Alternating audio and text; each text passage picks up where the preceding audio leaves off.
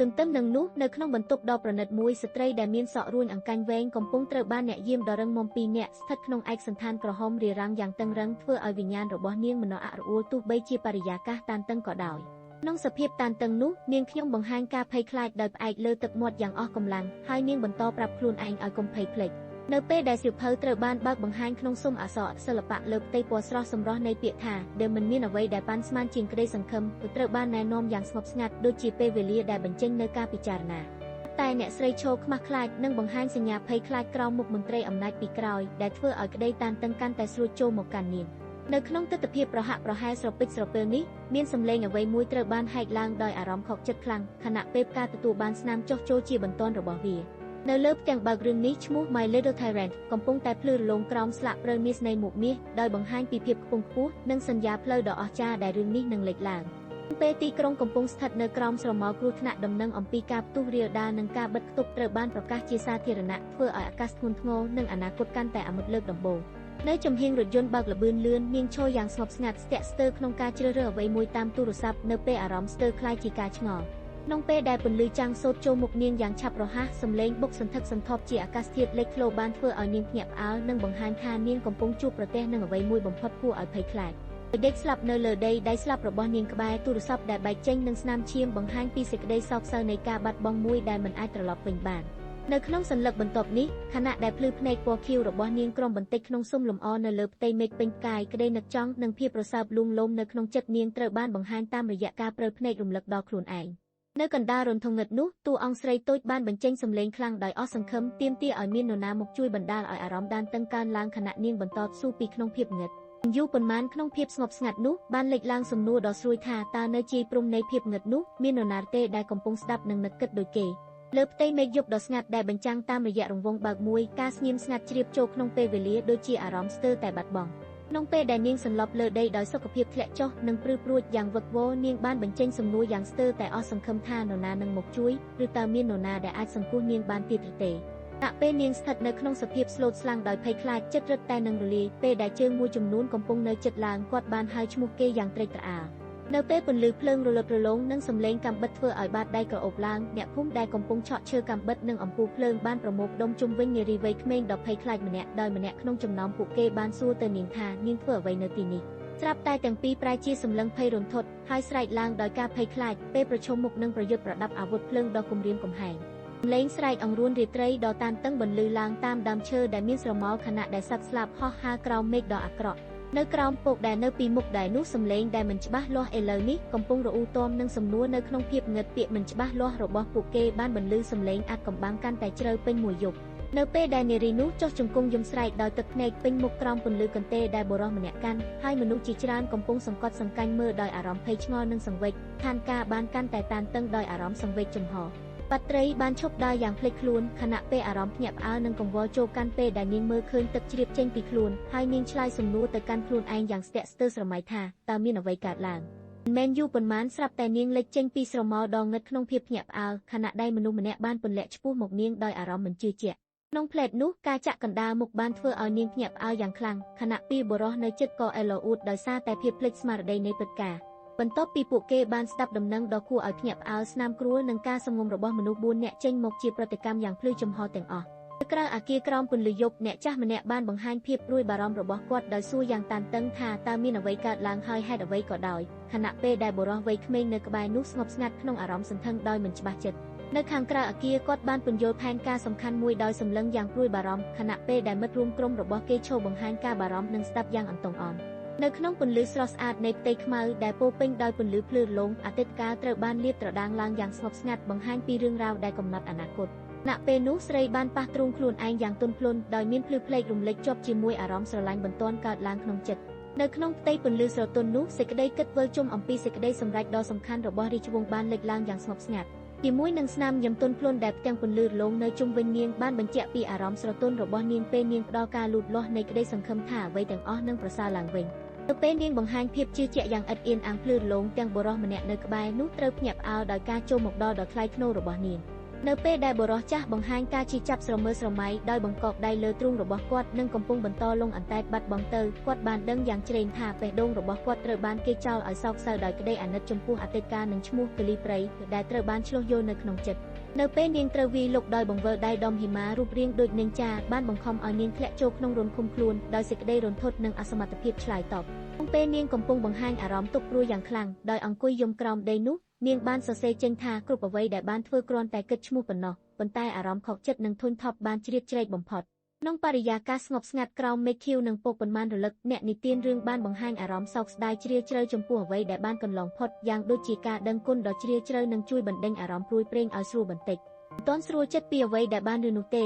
នាងបានបត់ក្រឡឹងមកក្រោយដោយកាន់សៀវភៅនៅក្នុងដៃនិងមានអារម្មណ៍ភ័យខ្លាចពេលត្រូវគេហៅឈ្មោះខណៈពេលដែលស្មារតីអាប់អួតនៅជុំវិញនៅតែបន្តស្រមៃចំពោះហេតុការណ៍មិនច្បាស់នៅមុខបុរសនោះបាននិយាយសម្លឹងយ៉ាងតឹងរឹងខណៈពេលដែលនារីកាន់សៀវភៅត្រូវបញ្ចូលចាក់បណ្ដាលឲ្យនាងភ្ញាក់ផ្អើលដោយសាររំភើបមិនចាំបាច់បន្តពីការបង្ហាញអំពីអត្ថប្រយោជន៍ដ៏សំខាន់នោះសេចក្តីប្រកាសថ្មីត្រូវបានបញ្ចេញយ៉ាងដាច់ខាតក្នុងបរិយាកាសចម្រាស់ពន្លឺរលោងពន្លឿនអារម្មណ៍ឲ្យកាន់តែរឹងមាំតែក្រចកបានហៅខយ៉ាងអាសន្នខណៈពេលរត់បោះពុំស្រួលទៅមុខដោយអារម្មណ៍ភ័យខ្លាចនិងបារម្ភហើយវាឆាប់ឆ្លើយតបទៅពេលសៀវភៅអាតកំបាំងត្រូវបានបង្ហាញពន្លឺចេញចម្រូងចម្រាសពីវាខណៈដែលទំព័ររបស់វាហោះហើរចេញក្នុងបរិយាកាសពោពេញដោយអាតកំបាំងក្នុងពេលដែលនាងបង្ហាញភាពស្ងប់ស្ងាត់និងសោភ័ណភាពនៅមជ្ឈមណ្ឌលកាលីលីរុងរឿងនាងបានសន្និដ្ឋានអំពីភាពថ្លៃថ្នូរនិងសេចក្តីល្អប្រសើរដែលបំភ្លឺចិត្តនាងមនុស្សប្រុសសក់លឿងរូបនោះបង្ហាញខ្លួនយ៉ាងថ្លៃថ្នូរនៅកណ្ដាលផ្កាកុលាបក្រហមដែលរីកបង្ហាញពីស្ថានភាពជាអ្នកមានសាសរបស់គាត់ក្នុងអារម្មណ៍ស្ងប់ស្ងាត់និងពោពេញដោយអាតកំបាំងណពេលបុរសម្នាក់ក្នុងឯកសណ្ឋានស្ត្រីញឹមយ៉ាងស្ងប់ស្ងាត់ហើយឲ្យអារម្មណ៍ថែរក្សា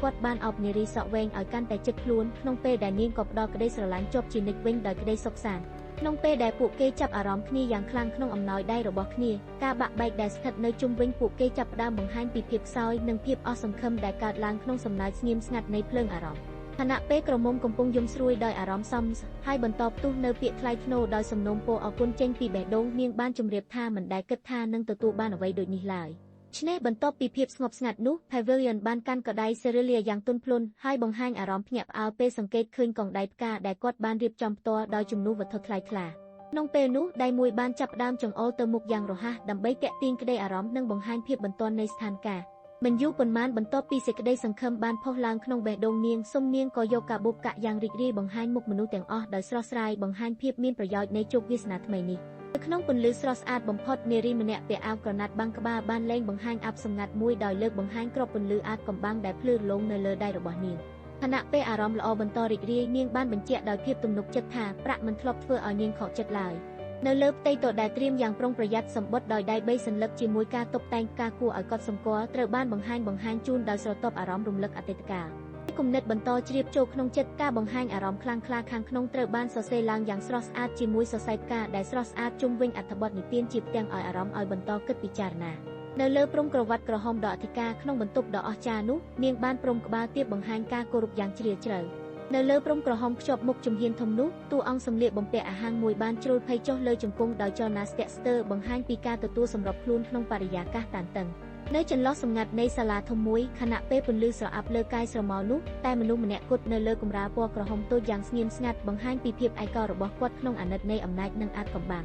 ទឹកភ្នែកហើយកាន់ក្បាលយ៉ាងរំភើបស្រីបាក់ហូនដួងចិត្តដោយអារម្មណ៍លើសពគ្រប់ស្រីស្លៀកអាវហូដេខ្មៅបានភ្ញាក់ផ្អើលយ៉ាងខ្លាំងដោយនាងប្រកាសសំណួរយ៉ាងភ្លឺភ្លាំងក្នុងស្ថានភាពភ័យស្លន់ស្លោចំពោះដំណឹងមិនបានរំពឹងក្នុងពេលដែលនាងឈរតែម្នាក់ឯងដោយមុខមាត់សោកសៅនិងកំពុងបង្ហាញអារម្មណ៍ទុក្ខជ្រាលជ្រៅកញ្ចេញសូរស្ងាត់ដូចជាកំពុងទប់ទឹកភ្នែកមិនឲ្យហូរចេញក្នុងពេលនោះប្រាក់សាបានធ្វើការបង្ហាញអារម្មណ៍ភ្ញាក់ផ្អើលយ៉ាងខ្លាំងដោយនាងស្រែកជាសំឡេងថ្មងបង្ហាញការចាប់អារម្មណ៍និងភ័យអារម្មណ៍ពីអ្វីដែលទើបនឹងដឹងខណៈពេលនោះនាងបានងក់មើលព័ទ្ធជុំវិញដោយអារម្មណ៍ចម្លែកហើយសួរខ្លួនឯងថាតើទីនេះជាអ្វីនិងហេតុអ្វីបានជានាងនៅទីនេះដើម្បីស្វែងយល់ពីការពិភាក្សានៅក្នុងបន្ទប់មួយដែលភ្លឺដោយភ្លើងចាក់កាំបាតល្មមខណៈពេលនាងកំពុងសម្លឹងពីក្រោយវាំងននជាមួយចិត្តចង់ដឹងនិងប្រុងប្រយ័ត្នការមើលឃើញរូបមនុស្សស្រមោលនៅលើជំហានក្រហមនៅមុខឆាកបានបង្កើនភាពសង្ស័យនិងការរង់ចាំក្នុងបេះដូងនាងខណៈពេលនោះខ្ញើបានត្រូវគេរកឃើញយ៉ាងភ្លាមខណៈពេលដែលនាងបង្គំលើកម្រាលក្រហមដោយអារម្មណ៍ភ្ញាក់ផ្អើលព្រោះវាំងននត្រូវបានរុញបើកយ៉ាងឆាប់រហ័សទៅពេលកន្លះភ្នែករបស់នាងភ្លឺរលោងក្នុងពន្លឺផ្កាកុលាបធ្លាក់ស្រួចនាងដូចជាត្រូវគេចាប់យកដោយអារម្មណ៍ភ្ញាក់ផ្អើលដ៏ជ្រាលជ្រៅនៅពេលអារម្មណ៍នៃការបោះបង់មិនទាន់លែងតែសោះនាងចូលរួមជាមួយផ្កាកុលាបក្រហមបណ្ដាចាប់ផ្ដើមគិតពិចារណាពីវាសនារបស់ខ្លួនដោយភ្លឺថ្លាបង្ហាញកំណត់ចិត្តមិនចាញ់នឹងពាក្យដ៏សន្ធោសន្ធៅនោះខ សូឌីអានដែលមានមុខមាត់ភ្ញាក់ផ្អើលបានសម្លឹងឡើងខណៈដែលចិត្តក៏ក្រឡេកក្រឡោងដោយសារភាពភ្ញាក់ផ្អើលនៃអ្វីដែលនាងទើបបានឮខណៈពេលដែលបរិយាកាសស្ងប់ស្ងាត់នៅជុំវិញតែម្ដងនោះក្មេងប្រុសវ័យក្មេងមានរូបរាងថ្លៃថ្នូរកំពុងអង្គុយយ៉ាងទំនងខ្លួនលើកៅអីរាជដោយបង្ហាញភាពទទួលខុសត្រូវនិងវាសនារបស់អ្នកដឹកនាំមួយឲ្យច្បាស់ចាំក្នុងចំណោមផ្កាកុលាបក្រហមខណៈពេលដែលក្មេងប្រុសក្នុងសម្លៀកបំពាក់អភិជនបង្ហាញភាពទទួលខុសត្រូវរបស់ខ្លួនយ៉ាងជឿជាក់មុនផ្កាកុលាបអារម្មណ៍ដ៏សម្រេចចិត្តរបស់គាត់ត្រូវបានបង្ហាញតាមរយៈកម្មមុខដៃដែលលើកឡើងដោយស្របពេលនឹងការប្រកាសថាខ្លួនមានកម្លាំងដើម្បីឈ្នះបញ្ហាទាំងអស់នៅពេលបញ្ហាចោទសួរត្រូវបានសួរឡើងក្នុងភាពងឹតនៃបំណងប្រសាសន៍នោះបានបង្ហាញអំពីការស្ទង់ចិត្តនិងភាពសង្ស័យដែលកើតឡើងក្នុងខួរក្បាលអ្នកសង្កេតខណៈពេលនោះអ្នកអំណាចដែលអង្គុយលើកៅអីរាជបានពន្យល់យ៉ាងត្រជាក់ថាពួកគេសូមជួយក្នុងការការពារទទួលខុសត្រូវនេះខណៈដែលអ្នកសង្កត់សម្ដែងការគោរពដោយដាក់ជង្គង់ចុះមុខព្រះអង្គក្នុងសាលធំដ៏ធំសេនាដែលមានអ្នកយាមចូលរាប់អង្គជាអធិការរងក្នុងបរិយាកាសផ្កាភ្លឺនិងពណ៌ស្រស់ស្អាតនាងស្លៀកខ្លីស្នេហាជាមួយសក់ពណ៌មាសនិងភ្នែកក្រហមកំពុងបង្ហាញមុខមើលហួសហេតុដោយក្រវិលដៃយ៉ាងសម្រេចចិត្តខណៈពេលនោះក្មេងប្រុសដែលមានមោទនភាពនិងភាពសម្រាកបានអង្គុយលើកៅអីមាសដោយបោះជើងមួយយ៉ាងកំសាន្តបញ្ជាក់ពីអារម្មណ៍កំប្លែងនៃពេលវេលានេះក្នុងពេលដែលភ្លើងចាំងរលោងបញ្ចេញពន្លឺវិសេសវិសាលនោះស្រីព្រៃបានបង្ហាញអារម្មណ៍ភ្ញាក់ផ្អើលជាមួយភ្នែករលោងដោយសួរយ៉ាងស្ទាក់ស្ទើរក្នុងចិត្តថាវាជាអ្វីទាន់ស្ទាក់ស្ទើរពីភាពងឹតនោះឡើយនាងត្រូវបានបង្រួមចូលទៅកាន់ចំណុចកណ្ដាលនៃព្រោះងឹតយ៉ាងគ្មានអំណាចធ្វើអ្វីបានខណៈអារម្មណ៍ស្ទាក់ស្ទើរនិងការភ័យខ្លាចបន្តលេចឡើងកាន់តែខ្លាំងជាមួយនឹងមុខមាត់តឹងតែងក្នុងឯកសណ្ឋានខ្សត់សម្បើមព្រះអង្គបានបញ្ចេញសម្ដីយ៉ាងតឹងរឹងថាគ្មានអ្នកណាអាចឈ្នះបាននៅការប្រកួតនេះឡើយពេលនោះបុរសមានអំណាចបានបោះដៃគូដាវយ៉ាងភ្លាមដើម្បីបង្ហាញអំណាចរបស់ខ្លួនបណ្ដាឲ្យនារីតូចដែលកំពុងឈរលើកម្រាលក្រហមក្នុងបណ្ណាល័យត្រូវភ្ញាក់ផ្អើលដោយភាពភ្ញាក់ផ្អើលនិងស្ទាក់ស្ទើរអំព្រើសំឡេងដង្ហើមបក់និងបញ្ចេញសូរស្ទើរតែឈឺចាប់អារម្មណ៍ភ័យខ្លាចនឹងការបោះបង់បានបញ្ចេញលក្ខណៈឆាប់រីកលៀតលាស់នៅក្នុងសំនៀងស្ងប់ស្ងាត់នៃវាលទេនោះនារីវ័យក្មេងរូបនោះបានរអាក់ទាំងភ្ញាក់ផ្អើលពេលដៃមួយអាចកំបាំងប៉ាស្មារបស់នាងយ៉ាងមិនបានរំពឹងមិនយូរប៉ុន្មានបុរសសក់ពណ៌មាសបានលើកដៃឡើងយ៉ាងស្ទាក់ស្ទើរដោយគិតពិចារណាលើសេចក្តីសម្រេចបន្ទាប់របស់ខ្លួនផាបានសួរយ៉ាងកំប្លែងនិងស្រឡាញ់អំពីលេខ5ដើម្បីបង្ហាញពីអារម្មណ៍ស្និទ្ធស្នាលរបស់នាងក្នុងបរិយាកាសដ៏ផ្ចិតផ្ចង់នៃសាលដ៏ស្រស់ស្អាតនាងបានឲ្យកូនសម្លេងថាពេលវេលាលាក់លឺនេះជាលើស្មានបង្ហាញពីការភ្ញាក់ផ្អើលមួយភ្លាមនៅពេលដែលអលង្ការរបស់នាងលេចធ្លោកម្រិតនៃភាពភ្ញាក់ផ្អើលកើនឡើងភ្លាមនៅពេលដែលគាត់លេបអារម្មណ៍ភ្ញាក់ផ្អើលហើយលាតសន្ធឹងដៃបង្ហាញពាក្យ Volo លើបាតដៃរបស់គេនៅក្នុងអាកាសយ៉ាងងឹតនិងភ្លៀងធ្លាក់ស្រួចនោះសូរិយាព្រឺព្រួចបានបញ្ចេញសំណួរថាតើមានអ្វីកើតឡើងហើយការស្ទាក់ស្ទើរនោះបានធ្វើឲ្យមានអារម្មណ៍មិនប្រាកដប្រជាឡើងយ៉ាងខ្លាំង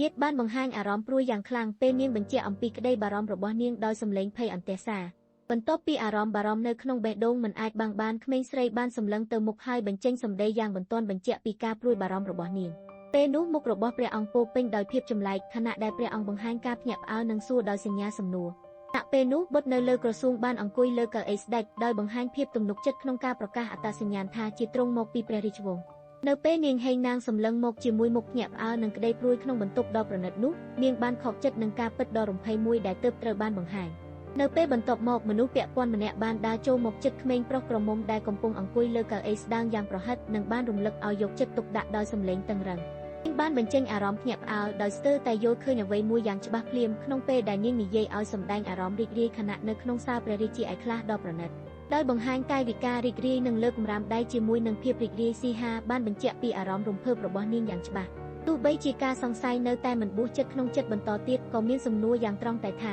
តើការព្យាយាមទាំងនេះសម្រេចបានមែនទេមិនទាន់មាននរណាម្នាក់និយាយអ្វីទេប៉ុន្តែភ្លាមនោះមិនតែប៉ុណ្ណោះនាងបានបក់ខ្លួនដោយការភ្ញាក់ផ្អើលទេប៉ុន្តែក៏មានអារម្មណ៍ដូចជាមានអ្វីមួយភ្លឺវាឆ្លងតាមសរសៃប្រសាទហើយនាងស្ទើរតែមិនជឿថាតើសូម្បីតែនៅក្នុងសំណួរខ្លីមួយនេះអាចធ្វើឲ្យចិត្តរបស់នាងរេងបង្ហាញពីភាពប្រក្រើករហូតដល់កម្រិតក្រៀមក្រំខណៈពេលដែលគាត់បញ្ចេញមាត់សួរដោយភ្នែកប្រងើយកន្តើយថាតើមិត្តរួមក្រុមមានភាពរងរូសៅដូចគ្នាដែរឬទេដោយសារការពិចារណាខ្លាំងពីអ្វីដែលបានកើតឡើងមុននេះមាននរណាម្នាក់បានបញ្ចេញសំណួរយ៉ាងសំខាន់បង្អួតខ្លួនស្របព្រឹកថាតើការសម្រេចចិត្តនេះពិតជាសមស្របឬអត់ទៅពេលដែលបុរសម្នាក់ដែលមើលទៅព្រួយបានពិនិត្យដៃយ៉ាងយកចិត្តទុកដាក់អ្នកសិញ្ចឹងទាំងពីរនាក់នៅពីក្រោយឈររងមើលជាមួយអារម្មណ៍ភ្ញាក់ផ្អើលនិងការព្រួយបារម្ភព្រោះសភាពដៃដែលកំពុងត្រូវពិនិត្យមើលហាក់បីដូចជាសំខាន់ណាស់ក្នុងខណៈពេលដែលវាប្រកបដោយអារម្មណ៍តានតឹងនាងបានសួរយ៉ាងជ្រុលជ្រោះថាតើមានអ្វីកំពុងកើតឡើងហើយភ្លាមក៏បង្ហាញស្នាមភ័យខ្លាចនៅលើមុខពេលបញ្ចេញទស្សនៈសង្ស័យរបស់នាងខណៈពេលដែលភាពតានតឹងកាន់តែច្រើនបុរសអាចកំបាំងនោះបានបង្ហាញភ្នែកព្រៅក្រហមស្រស់របស់គាត់ពីក្រោយស្រមោលក្នុងសភាពស្រួលចិត្តយ៉ាងគួរឲ្យខ្លាច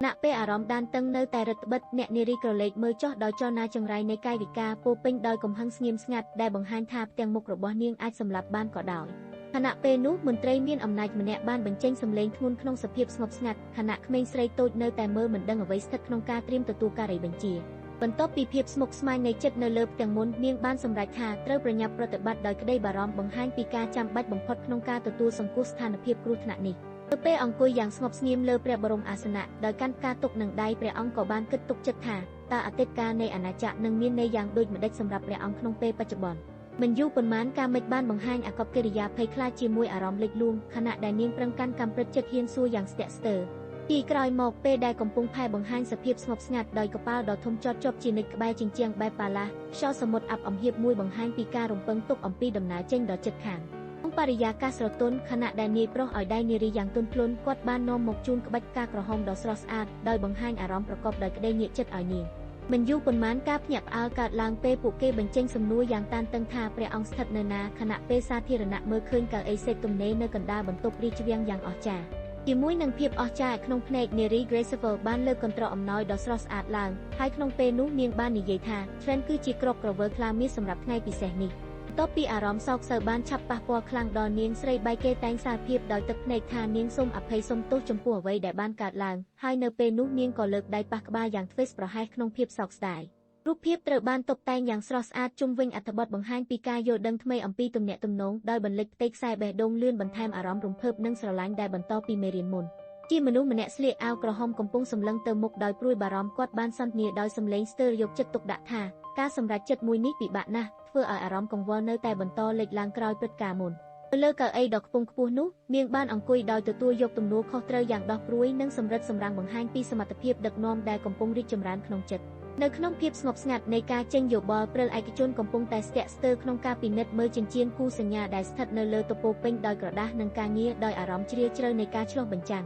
ខណៈពេលដែលបរិយាកាសមិនច្បាស់ថាតើអ្វីកំពុងរងចាំនៅផ្នែកក្នុងបុរសម្នាក់បានបើកប្រអប់ខៀវល្អិតល្អន់យ៉ាងប្រុងប្រយ័ត្នដោយបង្ហាញថាវាជារបស់អាថ៌កំបាំងនិងមានសារៈសំខាន់ព្រះអង្គបានពន្យល់យ៉ាងច្បាស់ពីមូលហេតុដែលការសម្រេចចិត្តនេះមានសារៈសំខាន់ដល់អនាគតនៃពួកគេណពេលដែលគាត់នៅស្ងៀមស្ងាត់បន្តទស្សនានាងដោយចិត្តពិចារណាអ្នកស្រីបានផ្ដល់ដំបូន្មានសំខាន់ជាមួយអារម្មណ៍លើកទឹកចិត្តដោយកំចាត់ការស្ទាក់ស្ទើររបស់គាត់ទៅរកជំហានបន្តក្នុងនាមជាបុរសម្នាក់ដែលស្ងប់ស្ងាត់និងពេញដោយការគិតពិចារណាគាត់បាននិយាយបន្តិចបន្តួចក្នុងសំឡេងទន់បង្ហាញពីអារម្មណ៍ស្ងប់ស្ងាត់នៅក្នុងពេលនោះខណៈពេលដែលអាកាសធាតុស្ងប់ស្ងាត់នោះមួយដៃមានដល់លំអលើស្លាបដៃបានរអ៊ូបួសនាំអារម្មណ៍លែងស្រឡាញ់ដោយស្រួលទៅពេលបរិយាកាសនៅក្នុងព្រះរាជវាំងមានភាពស្ងប់ស្ងាត់នាងបានលើកដៃឡើងដោយទំនុកចិត្តហើយប្រកាសអំណាចរបស់ខ្លួនឲ្យគ្រប់គ្នាស្ដាប់លីហ្វេបានសើចស្រឿយដោយមើលផ្ចិតបង្ហាញពីគំនិតក្បត់ខ្លួនឯងដែលកំពុងកើតឡើងក្នុងចិត្តនៅពេលនាងកំពុងជាប់បំភ័យមុខកុមារដែលគ្រោងសមិទ្ធហេតុបន្ទាប់ពីត្រូវចោទប្រកាន់យ៉ាងតឹងរឹងព្រះទ្រច្ឆានបានប្រកាសសុំឲ្យនាងបង្ហាញខ្លួនថានាងមិនមានអ្វីបំផុតត្រូវសុំទោសទេហើយនេះបានលេចឡើងដោយការចាប់ដៃឡើងជាមួយនឹងមាត់សរសើរយ៉ាងភ្ញាក់ផ្អើលបង្ហាញពីអារម្មណ៍រីករាយនិងភាពភ្ញាក់ផ្អើលរបស់នាងក្នុងបរិយាកាសភ្លឺចាំងខណៈពេលដែលបញ្ហាប្រឈមមុននៅតែធ្វើឲ្យមានភាពតានតឹងព្រះអង្គភ័យស៊ីលីអានបានអង្គុយជាមួយនឹងស្នាមញញឹមដែលពោពេញដោយទំនុកចិត្តបង្ហាញការព្រមព្រៀងរបស់គាត់ក្នុងការប្រឈមមុខនឹងអ្វីដែលមកដល់ក្នុងបរិយាកាសស្រស់ស្រាយនៃសាលដ៏ធំនាងបានបង្ហាញអារម្មណ៍រីករាយយ៉ាងខ្លាំងព្រមទាំងប្រកាសថានាងទើបស្មានចេញពីការពិតដ៏សំខាន់មួយហ្វីបានប្រកាសយ៉ាងដាច់ខាតដោយភ្នែកក្រហមរឹងមាំរបស់នាងបញ្ជាក់ពីការសម្រេចចិត្តចុងក្រោយដោយអារម្មណ៍មាំមួនបន្ទាប់ពីនាងបានបង្ហាញកាយបង្ហាញកំណត់ចិត្តក្នុងសាលាផ្កាយព្រះបរមរាជនាងបានលើកដៃស្នើសុំអនុញ្ញាតជាសម្លេងឆាប់រហ័សក្នុងបរិយាកាសតានតឹងខណៈដែលអ្នកមានអំណាចនៅលើសេរីសោភ័ណ្ឌនិងអាណាព្យាបាលស្ងៀមស្ងាត់តាមដាននាងក្មេងស្រីស្លៀកសក់វែងបានលើកដៃដោយសុំនឹងសំណួរយ៉ាងស្រឡាញ់ភ្លឺភ្នែកបង្ហាញពីក្តីឆន្ទៈចង់ដឹងអំពីចម្លើយជាមួយភាពរីករាយនៅពេលនាងកំពុងតែរងស្ត្រីស្លុតនិងខ្លាចសាច់ដុំត្រូវកំពុងតែម្ខាងដោយភាពភ័យខ្លាចអស្ចារ្យយូរប៉ុន្មានប្រាថ្នាចុងក្រោយនៃសម្លេងដណ្ដឹងព្រួយបានរីកចេញរួមជាមួយដៃដ៏ញ័ររលាស់ត្រូវបានលើកដេកក្នុងសភាពទាល់តែតានតឹងជាមួយភ្នែករលឹកពណ៌ក្រហមភ្លឺក៏នរណាមួយបានសួរឡើងដោយសម្លេងសម្ងាត់ដោយការសួរសំណួរនោះបង្ហាញពីការសង្ស័យអំពីអត្តសញ្ញាណយ៉ាងធ្ងន់ធ្ងរមិនយូរប៉ុន្មាននាងបានរអ៊ូយ៉ាងរន្ធត់ដោយរាងកាយក្រឡាប់ក្រឡោតនិងទឹកភ្នែកហូរច្រេនពីភាពភ័យខ្លាចដ៏ខ្លាំងដែលបង្រួមបង្អត់អារម្មណ៍របស់នាងពេលនោះក្មេងប្រុសស្រស់ស្អាតក្នុងឯកសណ្ឋានរាជវង្សបានអង្គុយលើកៅអីរាជដោយបង្ហាញនូវការញឹមសម្បើមមួយដែលបញ្ចេញភាពជឿជាក់និងសេចក្តីសប្បាយរីករាយផ្ទាល់ខ្លួននៅក្រោមមេឃស្រឡះនោះការគិតពិចារណាអំពីវាសនាដែលមិនប្រកបប្រាយបានคล้ายជាកម្រងអារម្មណ៍ស្ទើរតែពោពេញទៅដោយការស្ទាក់ស្ទើរនិងសង្ឃឹមទោះជាបានឆ្លងកាត់សេចក្តីលំបាកមិនចេះចប់គាត់បានស្រួលចិត្តមួយផ្លែតនៅពេលនោះដោយនិមិត្តសញ្ញាថាបានរស់រានមានជីវិតនៅតែមានន័យសម្រាប់នាង បរោះក្នុងឯកសណ្ឋានក្រហមបានពន្យល់យ៉ាងប្រកបប្រាស្រ័យអំពីបញ្ហាសំខាន់មួយដោយសំឡេងដ៏តឹងរ៉ឹងរបស់គាត់ធ្វើឲ្យនារីដែលអង្គុយផ្ទុយឲ្យកាន់តែឧណរទៅលើអ្វីដែលកំពុងត្រូវសម្រេចពេលនាងប្រកាសយ៉ាងរីករាយដោយសំណើចថាអ្វីមើលទៅសប្បាយណាស់នាងបង្ហាញភាពស្រួលចិត្តនិងភាពក្លាហានក្នុងបរិយាកាសដ៏ប្រណីតនោះអំឡុងពេលដ៏យូររហូតដល់10ឆ្នាំសេចក្តីរងចាំនិងសង្ឃឹមបានផ្លាស់ប្ដូរទាំងអស់គ្នានៅក្នុងជ្រុងងឹតនៃធម្មពលងឹតប្រុសក្មេងម្នាក់ឈរនិរន្តររងសម្ពាធខណៈដៃពីរដែលមួយចេញពន្លឺពណ៌ខៀវកំពុងផ្ដោតទៅលើយ៉ាងអាថ៌កំបាំងក្នុងខ្យល់ស្រងាត់នារូបកែវតូចមួយពោពេញដោយរាវស្វាយភ្លឺចែងចាំងយ៉ាងអាថ៌កំបាំងត្រូវបានបង្ហាញចេញជាការសន្យាសំខាន់ក្នុងទិដ្ឋភាពដ៏អណ្ដែតអណ្ដូងនេះភ្លាមនោះសំឡេងប្រេះនៃការគ្រឿងព្រួយបានលេចឡើងខណៈដែលបុរសម្នាក់បញ្ចេញស្រែកឆ្លោះក្នុងការជិះចាប់ដោយកាំបិតចាក់ឆ្លងភ្នែករបស់គេខណៈបុរសម្នាក់ទៀតក៏បង្ហាញការភ្ញាក់ផ្អើលបំផុតព្រមទាំងកាន់ស្មារបស់ខ្លួនដោយស្ទាក់ស្ទើរនៅពេលដែលអ្នកណាជាយុវជនសម័យចាស់កាន់ឈើអំណាចភ្លឺរលោងហើយលើកឯកសារដ៏មានអំណាចផ្ដល់អំណោយទៅអគារធំមួយដោយអារម្មណ៍មុតមមគាត់បានប្រកាសឲ្យនរណាម្នាក់មានមុខមាត់សង្ស័យកំពុងទទួលយកឯកសារនោះដោយស្ញប់ស្ញែងណពេលនោះសូម្បីតែពេលស្រទាប់មេឃបិទខ្មៅបង្ហាញនៅសញ្ញាខ្មោចមួយក្នុងមហាអាកាសក៏ការទស្សន៍ទាយអាថ៌កំបាំងអំពីអនាគតនៅតែមិនអាចបកស្រាយបាននៅលើសាឡុងក្មេងប្រុសសក់មាសម្នាក់បានលើកដៃសញ្ញាដោយភ្នែកនិងមុខស្ងប់ស្ងាត់សុទ្ធសឹងតែបង្ហាញភាពមោទនភាពនៃការសម្រេចចិត្តក្នុងស្ថានភាពធ្ងន់ធ្ងរខណៈពេលដែលភាពស្ងៀមស្ងាត់ត្រឡប់ចូលវិញកណ្ដាលបន្ទប់តុបតែងដ៏ត្រចះត្រចង់នោះមានដៃនារីស្ទើរត្រូវគេវាយរងរបួសមួយដាក់ស្រង់លើតុដោយអារម្មណ៍តានតឹងនិងរង់ចាំអ្វីមួយជ្រាបជ្រែកចិត្តនៅពេលដែលបរិយាកាសកាន់តែតានតឹងខ្ញុំបានបាញ់ស្នែងដោយសកម្មភាពកាចសាហាវពេលគាត់ក្នុងអាវក្រហមបាញ់លើក្រុមមនុស្សដែលអង្គុយក្នុងបន្ទប់ដ៏ប្រណិតបង្ហាញពីកំហឹងរឹងប៉ឹងរបស់គាត់ពេលបន្ទាប់នោះគាត់បានឈរដេញថ្លៃដោយការសម្រេចចិត្តមុំមួនមុខនឹងបញ្ហាដ៏គ្រោះថ្នាក់ខណៈពន្លឺរន្ទះបំភ្លឺមហោស្របនឹងច្រវាក់ខ្សែដែកនៅពីក្រោយបង្ហាញពីភាពតានតឹងនិងការត្រៀមខ្លួនរបស់គាត់សម្រាប់ចំនួនដែលជិតមកដល់នៅក្នុងបន្ទប់ប្រណិតមួយបុរសម្នាក់បានពន្យល់យ៉ាងតឹងរ៉ឹងអំពីសារៈសំខាន់នៃការពារតាមអំណាចអាថ៌កំបាំងខណៈដែលនារីម្នាក់ស្ថិតក្នុងសភាពស្ងប់ស្ងាត់ស្ដាប់យ៉ាងយកចិត្តទុកដាក់ខណៈពេលដែលសំណួរចាំបាច់របស់នាងលេចឡើងដោយអារម្មណ៍ភ្ញាក់ផ្អើលយុវតីនោះបានសួរពីស្ថានភាពវិសេសវិសាលដ៏សក្ការៈបរិសុទ្ធដោយចង់យល់ពីភាពពិតដែលកំពុងលាក់ខ្លួននៅពីក្រោយក្នុងភាពងឹតនៃបរិយាកាសគាត់ឈរយ៉ាងច្របូកច្របល់ទាំងពិចារណាអំពីសេចក្តីសម្រេចដ៏លំបាកខណៈពេលដែលគាត់បង្ហាញភាពបារម្ភចំពោះជំហានបន្តជាបន្តពីភាពសម្រេចចិត្តរឹងមាំមុននេះកាលៈទេសៈកាន់តែរីករាយឡើងនៅពេលនាងលេចមុខជាមួយបេះដូងពោពេញដោយកម្លាំងវិជ្ជាជីវៈហើយបង្ហាញអារម្មណ៍ភ្លឺចំហដោយបង្ហាញភាពទំនើបថានាងមានជំនឿថាអាចឈ្នះឧបសគ្គទាំងអស់ក្នុងបរិយាកាសប៉ះពាល់ដោយភាពកង្វល់នាងបានបញ្ចេញអារម្មណ៍ភ័យនិងរន្ធត់ខណៈពេលប៉ះពាល់នឹងភាពស្ងប់ស្ងាត់និងការសង្ស័យរបស់គាត់ដែលអង្គុយប្រកបដោយភាពស្ងប់ស្ងាត់ក្នុងបន្ទប់ប្រណិតតែពេលដែលភាពស្ងប់ស្ងាត់នៅតែស្ថិតក្នុងបន្ទប់ប្រណិតនោះនាងបានអង្គុយលើសាឡុងពណ៌លឿងដោយអារម្មណ៍ស្ងប់ស្ងាត់ហើយបន្តពិភាក្សាយ៉ាងប្រុងប្រយ័ត្នពីរឿងអ្វីដែលនាងសង្កេតឃើញថាអាចនាំមកនូវការផ្លាស់ប្ដូរធំនាពេលក្រោយក្នុងបន្ទប់ប្រណិតនោះគាត់បានបង្ហាញអារម្មណ៍កត់សម្គាល់ខណៈពេលបង្ហាញការព្រមានយ៉ាងតឹងរ៉ឹងទៅកាន់អ្នកស្ដាប់ក្នុងពេលនោះកញ្ញាអារម្មណ៍ភ្ញាក់ផ្អើលខណៈដែលនាងទទួលបានដំបូន្មានសំខាន់ចេញពីអ្នកដែលនៅជិតដោយអារម្មណ៍ភ្លឺភ្លេចនៅលើមុខក្នុងបន្ទប់ប្រណិតនោះក្នុងបន្ទប់ដ៏អស្ចារ្យមួយនាងបានដកដង្ហើមយឺតខណៈពេលកំពុងតែគិតពិចារណាអំពីសំណួរមួយដោយក្តីសង្ឃឹមស្រាលថាអាចនឹងព្យាយាមស្របតាមអ្វីដែលនាងបាននិយាយថាអាចធ្វើវាបាន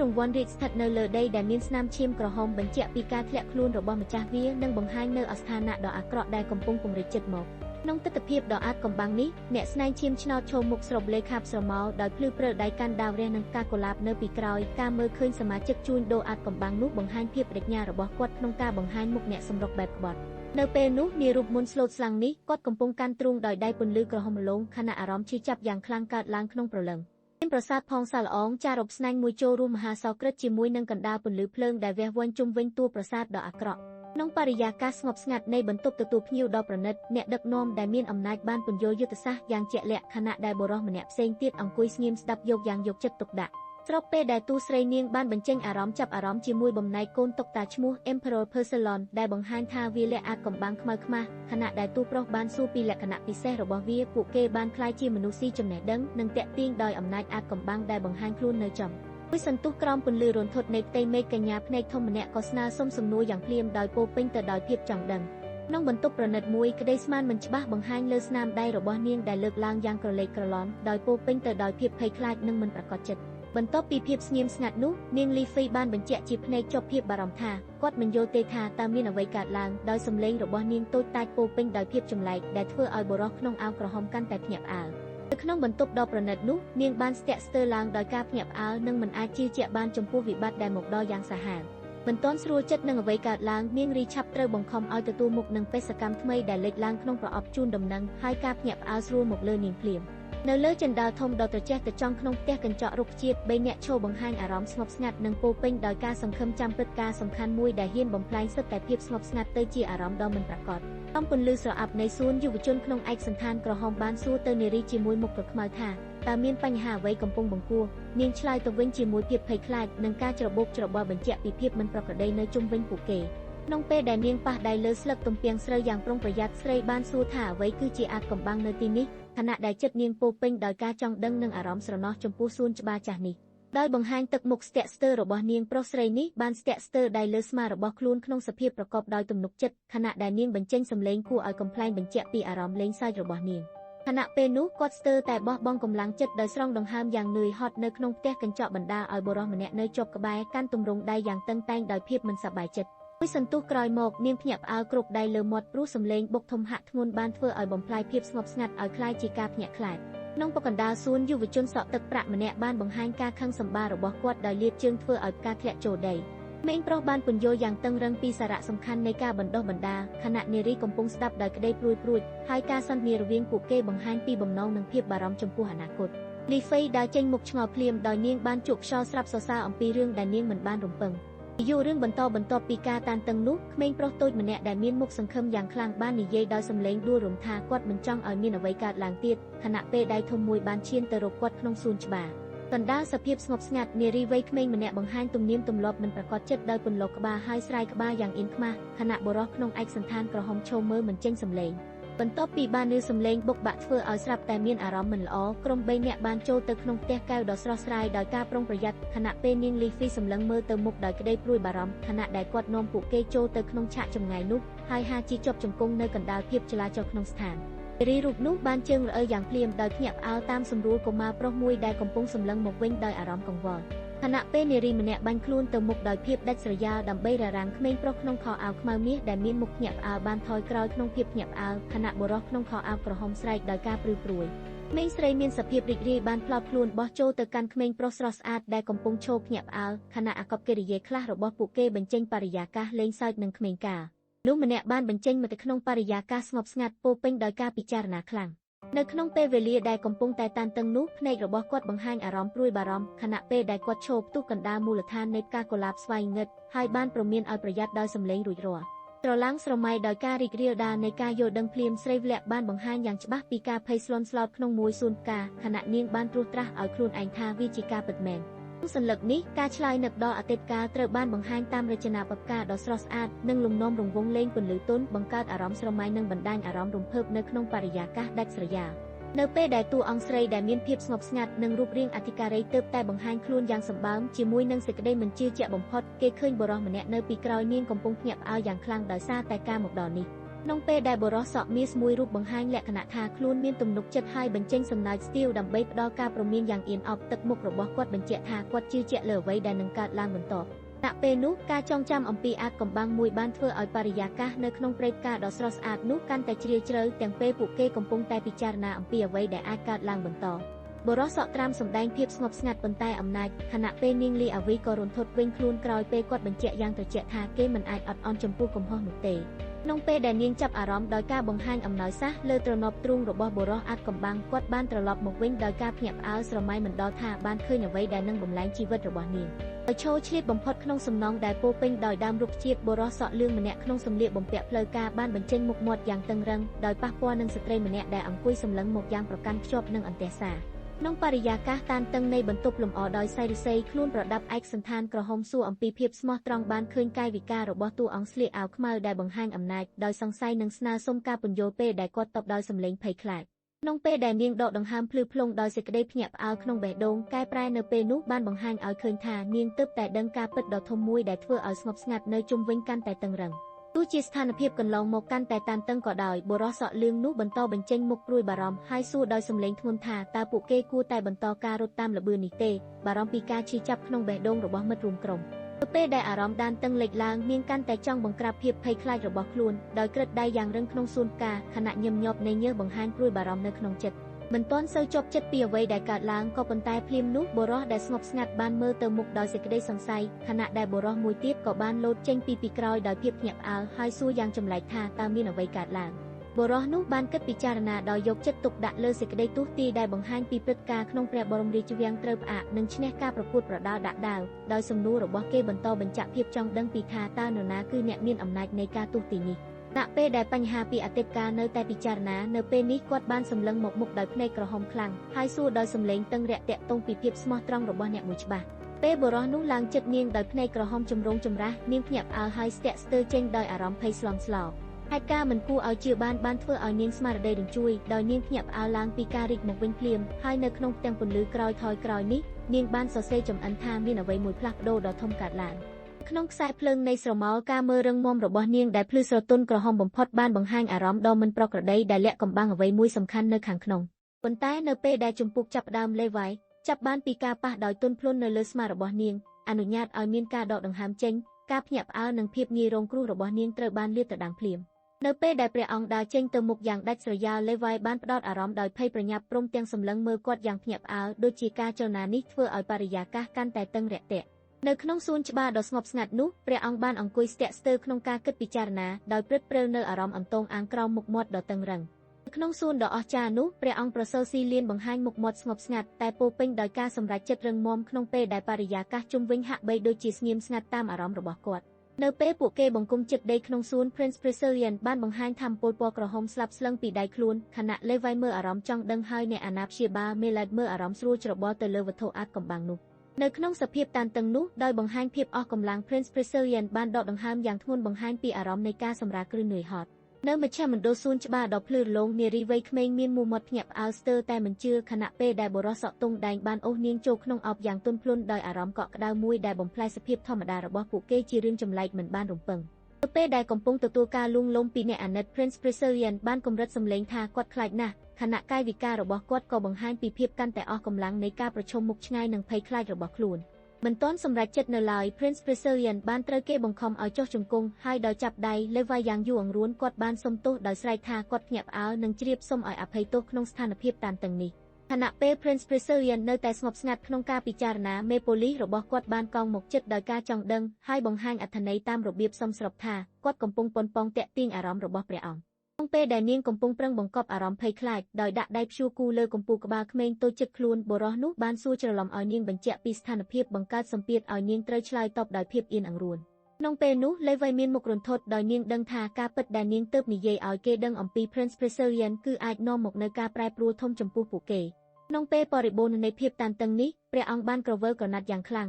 ដោយភ្នែកក្រហមរបស់គាត់បញ្ចេញភាពមិនរួចចិត្តនិងសេចក្តីសម្រេចប្រាកដក្នុងភាពបំភ្លឺរបស់ផ្ទះក្រូច Levi បានធ្វើសញ្ញាអនុញ្ញាតដោយមុខមាត់ពោពេញដោយការបដិញ្ញាខណៈពេលដែលបរិយាកាសនៅតែអាប់អួរ Melad Bodyguard បានបង្ហាញកាយវិការពិចារណាដោយប៉ះចង្អុលដៃលើពុកមាត់ខណៈស្ត្រីម្ចាស់សក់វែងនៅក្បែរបានឆ្លើយទៅវិញដោយអារម្មណ៍សង្ស័យនិងព្រួយបារម្ភក្នុងសភាពភ្ញាក់ផ្អើលនោះ Levi បានបញ្ចេញសម្លេងហៅគេឲ្យប្រុងប្រយ័ត្នដោយមុខមាត់របស់នាងបង្ហាញភាពភ្ញាក់ផ្អើលនិងឆន្ទៈបង្ខំឲ្យមានការប្រុងប្រយ័ត្នភ្លាមមិនយូរប៉ុន្មានបន្ទាប់ពីស្ថានការរញ្ជួយចិត្តនោះទេព្រះអង្គបានភ្ញាក់ផ្អើលយ៉ាងខ្លាំងពេលសម្គាល់ថាពីដានក្រហមកំពុងបញ្ចេញពន្លឺចម្លែកបំផុតក្នុងម្រាមដៃតូចរបស់ព្រះអង្គក្មេងព្រះអង្គបានចាប់សម្លៀកបំពាក់របស់មនុស្សមួយនាក់យ៉ាងរន្ធត់ខណៈពេលអារម្មណ៍ចម្លែកមួយបានបង្ហាញនៅលើមុខព្រះអង្គក្នុងសួនផ្កាដ៏ស្ងប់ស្ងាត់ខណៈពេលនោះអ្នកការពាររបស់ Melad បង្ហាញនៅភាពស្មុគស្មាញយ៉ាងចម្រាស់ដោយដាក់ដៃលើមុខព្រើលព្រួយហើយបង្ហាញថាគាត់កំពុងស្រមៃក្រឹតក្រែងក្នុងអារម្មណ៍ស្ទើរតែបាត់បង់ទិសដៅយូរប៉ុន្មានបន្ទាប់ពីភាពស្ងប់ស្ងាត់នោះ Levi បានបង្ហាញអារម្មណ៍ភ្ញាក់ផ្អើលយ៉ាងខ្លាំងដោយស្រែកឡើងដោយភ័យស្លន់ស្លោ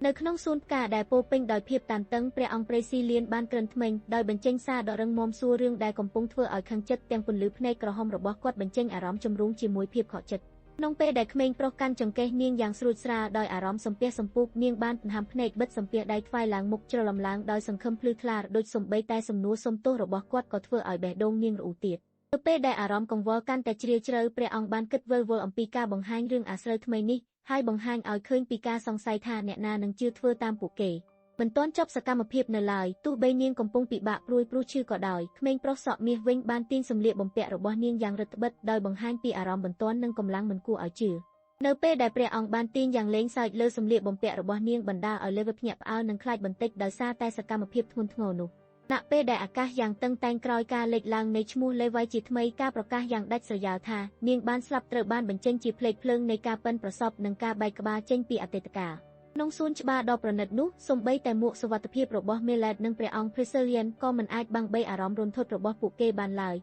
ខណៈពេលដែលពួកគេឆ្លើយតបយ៉ាងភ្ញាក់ផ្អើលចំពោះដំណឹងអាក្រក់ដែលបំផន់ចិត្តជាការបន្តនៃការតានតឹងនោះ Preserian បានសម្លឹងមុខដោយភ្នែកក្រហមពោពេញដោយភាពតឹងរាក់ទាក់ហើយបានទាមទារឲ្យអ្នកផ្សេងពន្យល់ពីមូលហេតុដែលបានបង្ហាញខ្លួនយ៉ាងស្រេចស្រួលនៅកន្លែងចម្លែកនេះវាយដោយមានពន្លឺនៃការលើកទឹកចិត្តក្នុងកែវភ្នែករបស់នាងបានលើកមេដាយដែលមានទំនុកចិត្តដល់កុមារដែលនឿយហត់កំពុងសម្រាកនៅលើភ្លៅរបស់នាងដោយធានាដល់គាត់តាមរយៈកាយវិការទន់ភ្លន់និងពាក្យគាំទ្ររបស់នាងថាគាត់បានធ្វើបានល្អទន្ទឹមនឹងនេះនៅក្នុងសួនច្បារដ៏ខៀវស្រងាត់ព្រះអង្គម្ចាស់ Preserian បានប្រតិកម្មជាមួយនឹងការតក់ស្លុតនិងច្របូកច្របល់ដែលអាចមើលឃើញនៅពេលដែលបានឮដំណឹងដែលមិននឹកស្មានដល់សម្លេងដ៏គួរឲ្យព្រួយបារម្ភរបស់ព្រះអង្គដែលក្បត់ទាំងការមិនជឿនិងការទាមទារចម្លើយដ៏អស់សង្ឃឹមជាមួយនឹងមុខក្រអៀវនិងភ្នែកបិទខ្លាំងព្រះអង្គបានបញ្ចេញអារម្មណ៍ខ្លាំងថាលំបាកនឹងជ្រាបទឹកមុខខណៈពេលលេវៃកាន់មាត់ដោយសារតែអស់សំណើចនិងអាប់អួតពីព្រឹត្តិការណ៍គួរឲ្យអៀនដែលទើបកើតឡើងនៅក្នុងសំណើចនិងស្រមៃ Prince Preserian កំពុងពិនិត្យអំណោយសំខាន់នោះយ៉ាងយកចិត្តទុកដាក់ខណៈពេលដែលគាត់សួរខ្លួនឯងថាតើវាមានទំនាក់ទំនងជាមួយព្រះអង្គក្រុងក្រហមមែនឬទ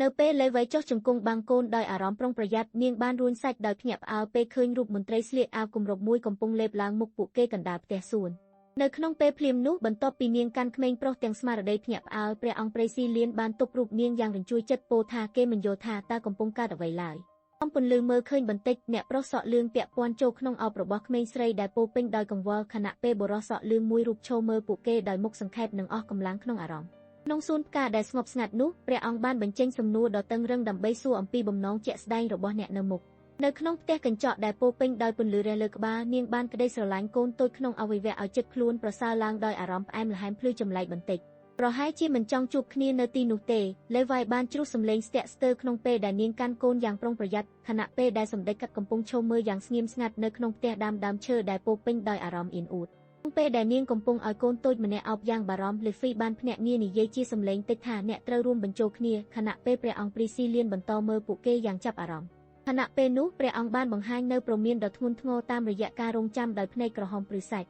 នៅខាងក្រៅជិតរបងសួនច្បារអាវព្រំម៉ៅរបស់នាងលេវ៉ៃកំពុងលេបក្រឡេកក្នុងខ្យល់យ៉ាងស្ងប់ស្ងាត់ខណៈដែលសមាសភាពអាចកំបាំងបន្តបង្ហាញពីវត្តមានលាក់ខ្លួនរបស់នាងក្នុងបរិយាកាសដែលពោពេញដោយមេឃការនិងស្លឹករុក្ខជាតិនារីសក់វែងកាន់កូនយ៉ាងថែរក្សាបានទទួលការគោរពយ៉ាងស្មោះត្រង់ពីបុរសសក់ពណ៌មាសដែលកំពុងបោកក្បាលយ៉ាងអនុគ្រោះនៅពេលដែលសំឡេងស្ងាត់ស្ងាត់រីករាលដាលក្នុងផ្ទះសួនបៃតងខ្សាត់នៅកំពូលអារម្មណ៍ហត់នឿយបានត្រឡប់ខ្នងឲ្យអ្នកទាំងអស់ដោយក្រវិលដៃជាប់រឹងបង្ហាញពីភាពតានតឹងជ្រាលជ្រៅក្នុងចិត្តជាបន្តពីក្តីសម្រេចមុំមុននោះលេវ៉ៃបានជើងចូលមុខមួយយ៉ាងជឿជាក់ខណៈសូស្បែកជើងខ្មៅរបស់នាងបោះជើងក្រឡុកលើដីបង្ហាញពីភាពរឹងមាំក្នុងចិត្តនៅក្នុងបរិយាកាសដ៏អប្សរអាងនៃបន្ទប់ដែលពោពេញដោយផ្កាកុលាបខៀវ Prince Preserian បានបញ្ចេញអារម្មណ៍រឹងមាំដោយបញ្ជាក់ពីភាពស្មុគស្មាញនៃស្ថានភាពហើយបញ្ជីសន្ទូចសន្ទងថា If you wanted មិនគួរចូលរួមឡើយនាងបានអបគាត់យ៉ាងធ្នំធ្នាយខណៈពេលព្រះអង្គកំពុងបញ្ចេញមុខសង្ស័យដោយសម្លឹងក្រឡេកទៅខាងនៅក្នុងផ្ទះកញ្ចក់ដ៏ស្រស់ស្អាតអារម្មណ៍ភ្ញាក់ផ្អើលរបស់នាង Leafy បានផ្ទុះឡើងនៅពេលក្មេងតូចព្រះអង្គព្រៃស៊ីលៀនបានឧបាសកអបនាងយ៉ាងកក់ក្ដៅរស់នោះបានចាប់អារម្មណ៍ដោយសម្ដីរបស់នាងខណៈពេលដែលនាងបន្តអបកូនសក់លឿងយ៉ាងទន់ភ្លន់ផ្ដល់នូវភាពកក់ក្ដៅក្នុងទិដ្ឋភាពពោពេញដោយការភ្ញាក់ផ្អើលនិងការព្រមព្រៀងនៅក្នុងសួនកញ្ចក់បំភ្លឺពន្លឺនោះបុរសវ័យក្មេងក្នុងឯកសណ្ឋានក្រហមបានឈរមុខស្រងើចស្បែកស្អាតពណ៌ស្រេចព្រមទាំងភ្លឺភ្នែកជាសញ្ញាថាបេះដូងកំពុងរងឥទ្ធិពលពីការពិចារណារកឃើញសេចក្តីពិតដ៏រំភើបមួយនៅពេលនោះលេវ៉ៃបានញញឹមភ្នែករំលឹកក្មេងតូចដែលកំពុងនៅក្នុងដៃរបស់នាងដោយបង្ហាញភាពសប្បាយរីករាយនិងភាពកក់ក្ដៅក្នុងបរិយាកាសពោពេញដោយភាពលេងកំប្លែងនៅក្នុងសួនកូនក្រមុំបៃតងនៅពេលដែលអារម្មណ៍កង្វល់បន្តត្រួតចូល Prince Preserian បានបង្ហាញការស្ទាក់ស្ទើររបស់គាត់ដោយសួរយ៉ាងបារម្ភថាតើគាត់គួរតែរងចាំជំនួយនៅទីណានៅក្នុងស្ថានភាពមិនប្រាកដប្រជានៅក្នុងផ្ទះស្រូវពោពេញដោយពន្លឺនោះលេវ៉ៃបានអញ្ជើញក្មេងតូចសក់មាសចូលកាន់អង្គលើដៃរបស់នាងដោយវាយតម្លៃបង្ហាញភាពសប្បាយរីករាយនិងការចាប់អារម្មណ៍លើអត្តសញ្ញាណរបស់ក្មេងនោះនៅពេលនាងត្រឡប់មកយ៉ាងរហ័សដោយក្តាប់តុកតាតូចក្នុងដៃអារម្មណ៍ភ្ញាក់ផ្អើលរបស់នាងបង្ហាញច្បាស់ថានាងទើបប្រឈមមុខនឹងអ្វីមិនគិតដល់ដោយភ្នែកក្រហមពន្លឺរលត់ Prince Preserian បានបញ្ចេញទម្រង់ការយកក្រោយជាមួយសំណួរដែលលាន់សម្លេងបង្ហាញអំពីកំហឹងថាតើអ្នកមុខតែជាអ្នកបំបែកសញ្ញានោះឬទេវាយដេញដោតជាមួយការភ្ញាក់ផ្អើលបន្ទាប់មកក៏ផ្លាស់ប្ដូរចេញជារីករាយយ៉ាងចម្លែកពេលនាងសម្រេចបញ្ជាក់ថាអ្វីដែលកំពុងកើតឡើងនៅមុខនាងគឺពិតប្រាកដមែននៅពេលដែលផ្កាកុលាបពណ៌ផ្កាឈូកនិងសត្វស្លាបព្រាពណ៌ខៀវរួមគ្នាក្រោមពន្លឺភ្លឺថ្លាមានមនុស្សម្នាក់បានបញ្ចេញអារម្មណ៍សរសើរនិងជឿជាក់ថាភាពស្រស់ស្អាតនោះគួរឲ្យទាក់ទាញបំផុតនៅក្នុងសួនផ្កាដែលពោពេញដោយក្រហមផ្កាកុលាបដ៏ទន់ Prince Preserian បង្ហាញអារម្មណ៍ស្ងប់ស្ងៀមនិងក្តីស្រឡាញ់តាមរយៈស្នាមញញឹមដ៏កក់ក្ដៅរបស់គាត់នៅក្នុងសួនផ្កាដ៏ភ្លឺចាំងនាង Levi បានប្រកាសសំណើចយ៉ាងរីករាយខណៈដែលនាងព្រមទាំងក្មេងប្រុសតូច Preserian មានមុខរស់រវើកត្រូវបានគេចែករំលែកពេលវេលាសប្បាយរីករាយជាមួយគ្នា នៅពេលដែលស្ដេចបុត្របានលាបដៃទៅរកអាវរបស់នាងលីហ្វីបានស្រែកស្ទាក់ស្ទើរដោយភ័យខ្លាចដាក់ចិត្តជឿជាក់លើអារម្មណ៍តានតឹងដែលរីកឡើងក្នុងខណៈនោះនៅពេលដៃមួយប៉ះលើស្មារបស់នាងយ៉ាងទន់ភ្លន់លេវ៉ៃបានរអៀលដោយអារម្មណ៍គ្រោះខ្លាចដែលបង្ហាញពីភាពតានតឹងនៅក្នុងបរិយាកាសនោះមិនទាន់ស្រួលចិត្តពីសកម្មភាពមុននោះឡើយ Prince Preserian បានឲ្យអារម្មណ៍ថាគាត់គិតថាគាត់កំពុងបង្ហាញភាពស្និទ្ធស្នាលដោយប្រើដៃពូកែរបស់គាត់គៀកក្រវិលលើស្មាលេវ៉ៃដែលនាងបែបថាមិនអាចបដិសេធបានទេនៅក្នុងសួនច្បារដ៏ស្រស់សោភាព្រះអង្គបានចាប់ដៃនរណាម្នាក់យ៉ាងទទួលខុសត្រូវនិងដាក់អារម្មណ៍ស្ងប់ស្ងាត់ដោយបញ្ចេញពាក្យជៀសវាងពីភាពងាយរងគ្រោះនិងស្នាមញញឹមផ្ដល់ភាពជឿជាក់នៅពេលសេចក្តីសង្ឃឹមនិងភាពស្ងប់ស្ងាត់នៅតែបន្តភ្លឺចាំងព្រលឹងអារម្មណ៍ត្រូវបានបន្លាយក្នុងទិដ្ឋភាពក្រៅដ៏ស្រស់ស្អាតនៃអគារសេរីល្អដែលបំភ្លឺដោយពន្លឺធម្មជាតិនិងប៉េងប៉ោះពណ៌ខៀវធ្វើឲ្យបរិយាកាសផងដែរក្នុងសភាពស្ងប់ស្ងាត់នោះលេវ៉ៃបង្ហាញភាពស្ទើរតែភ័យខ្លាចក្នុងសម្លេងព្រួយមួយខណៈដៃរបស់នាងប៉ះលើផ្ទៃយ៉ាងទន់ភ្លន់ខណៈពេលលេវ៉ៃនៅតែស្ថិតក្នុងភាពមិនច្បាស់នៃអនាគត Millet Bodyguard របស់ Viscount Jersier បានអង្គុយសម្រាកយ៉ាងស្ងប់ស្ងាត់លើកៅអីពណ៌ផ្កាឈូកហើយអានឯកសារមួយដោយស្នាមញញឹមស្ទើរតែបង្ហាញភាពទំនុកចិត្តក្នុងដៃក្នុងបរិយាកាសស្ងប់ស្ងាត់នោះអ្នកយុវជនម្នាក់បង្ហាញការភ្ញាក់ផ្អើលដោយកាន់ក្រដាសខូចមួយខណៈនារីមានសមត្ថភាពឈរដោយស្ងប់ស្ងាត់ក្នុងបន្ទប់ប្រណិតហើយនាងបានបញ្ជាក់ព័ត៌មានភ្ញាក់ផ្អើលមួយយ៉ាងច្បាស់ខណៈពេលនោះ Viscount Jersier ចាប់យកសម្បត្តិនោះយ៉ាងប្រុងប្រយ័ត្នហើយបង្ហាញអរិយាបថស្ទើរតែស្ងៀមស្ងាត់ពោពេញដោយការពិចារណាពាក្យព្យាយាមបញ្ចេញអំពីព្យាករណ៍មួយត្រូវបានបង្ហាញក្នុងភាពងឹតដោយបង្កើតអារម្មណ៍សម្ងាត់និងភាពអាថ៌កំបាំងដែលជារឿងសំខាន់សម្រាប់វគ្គបន្ទាប់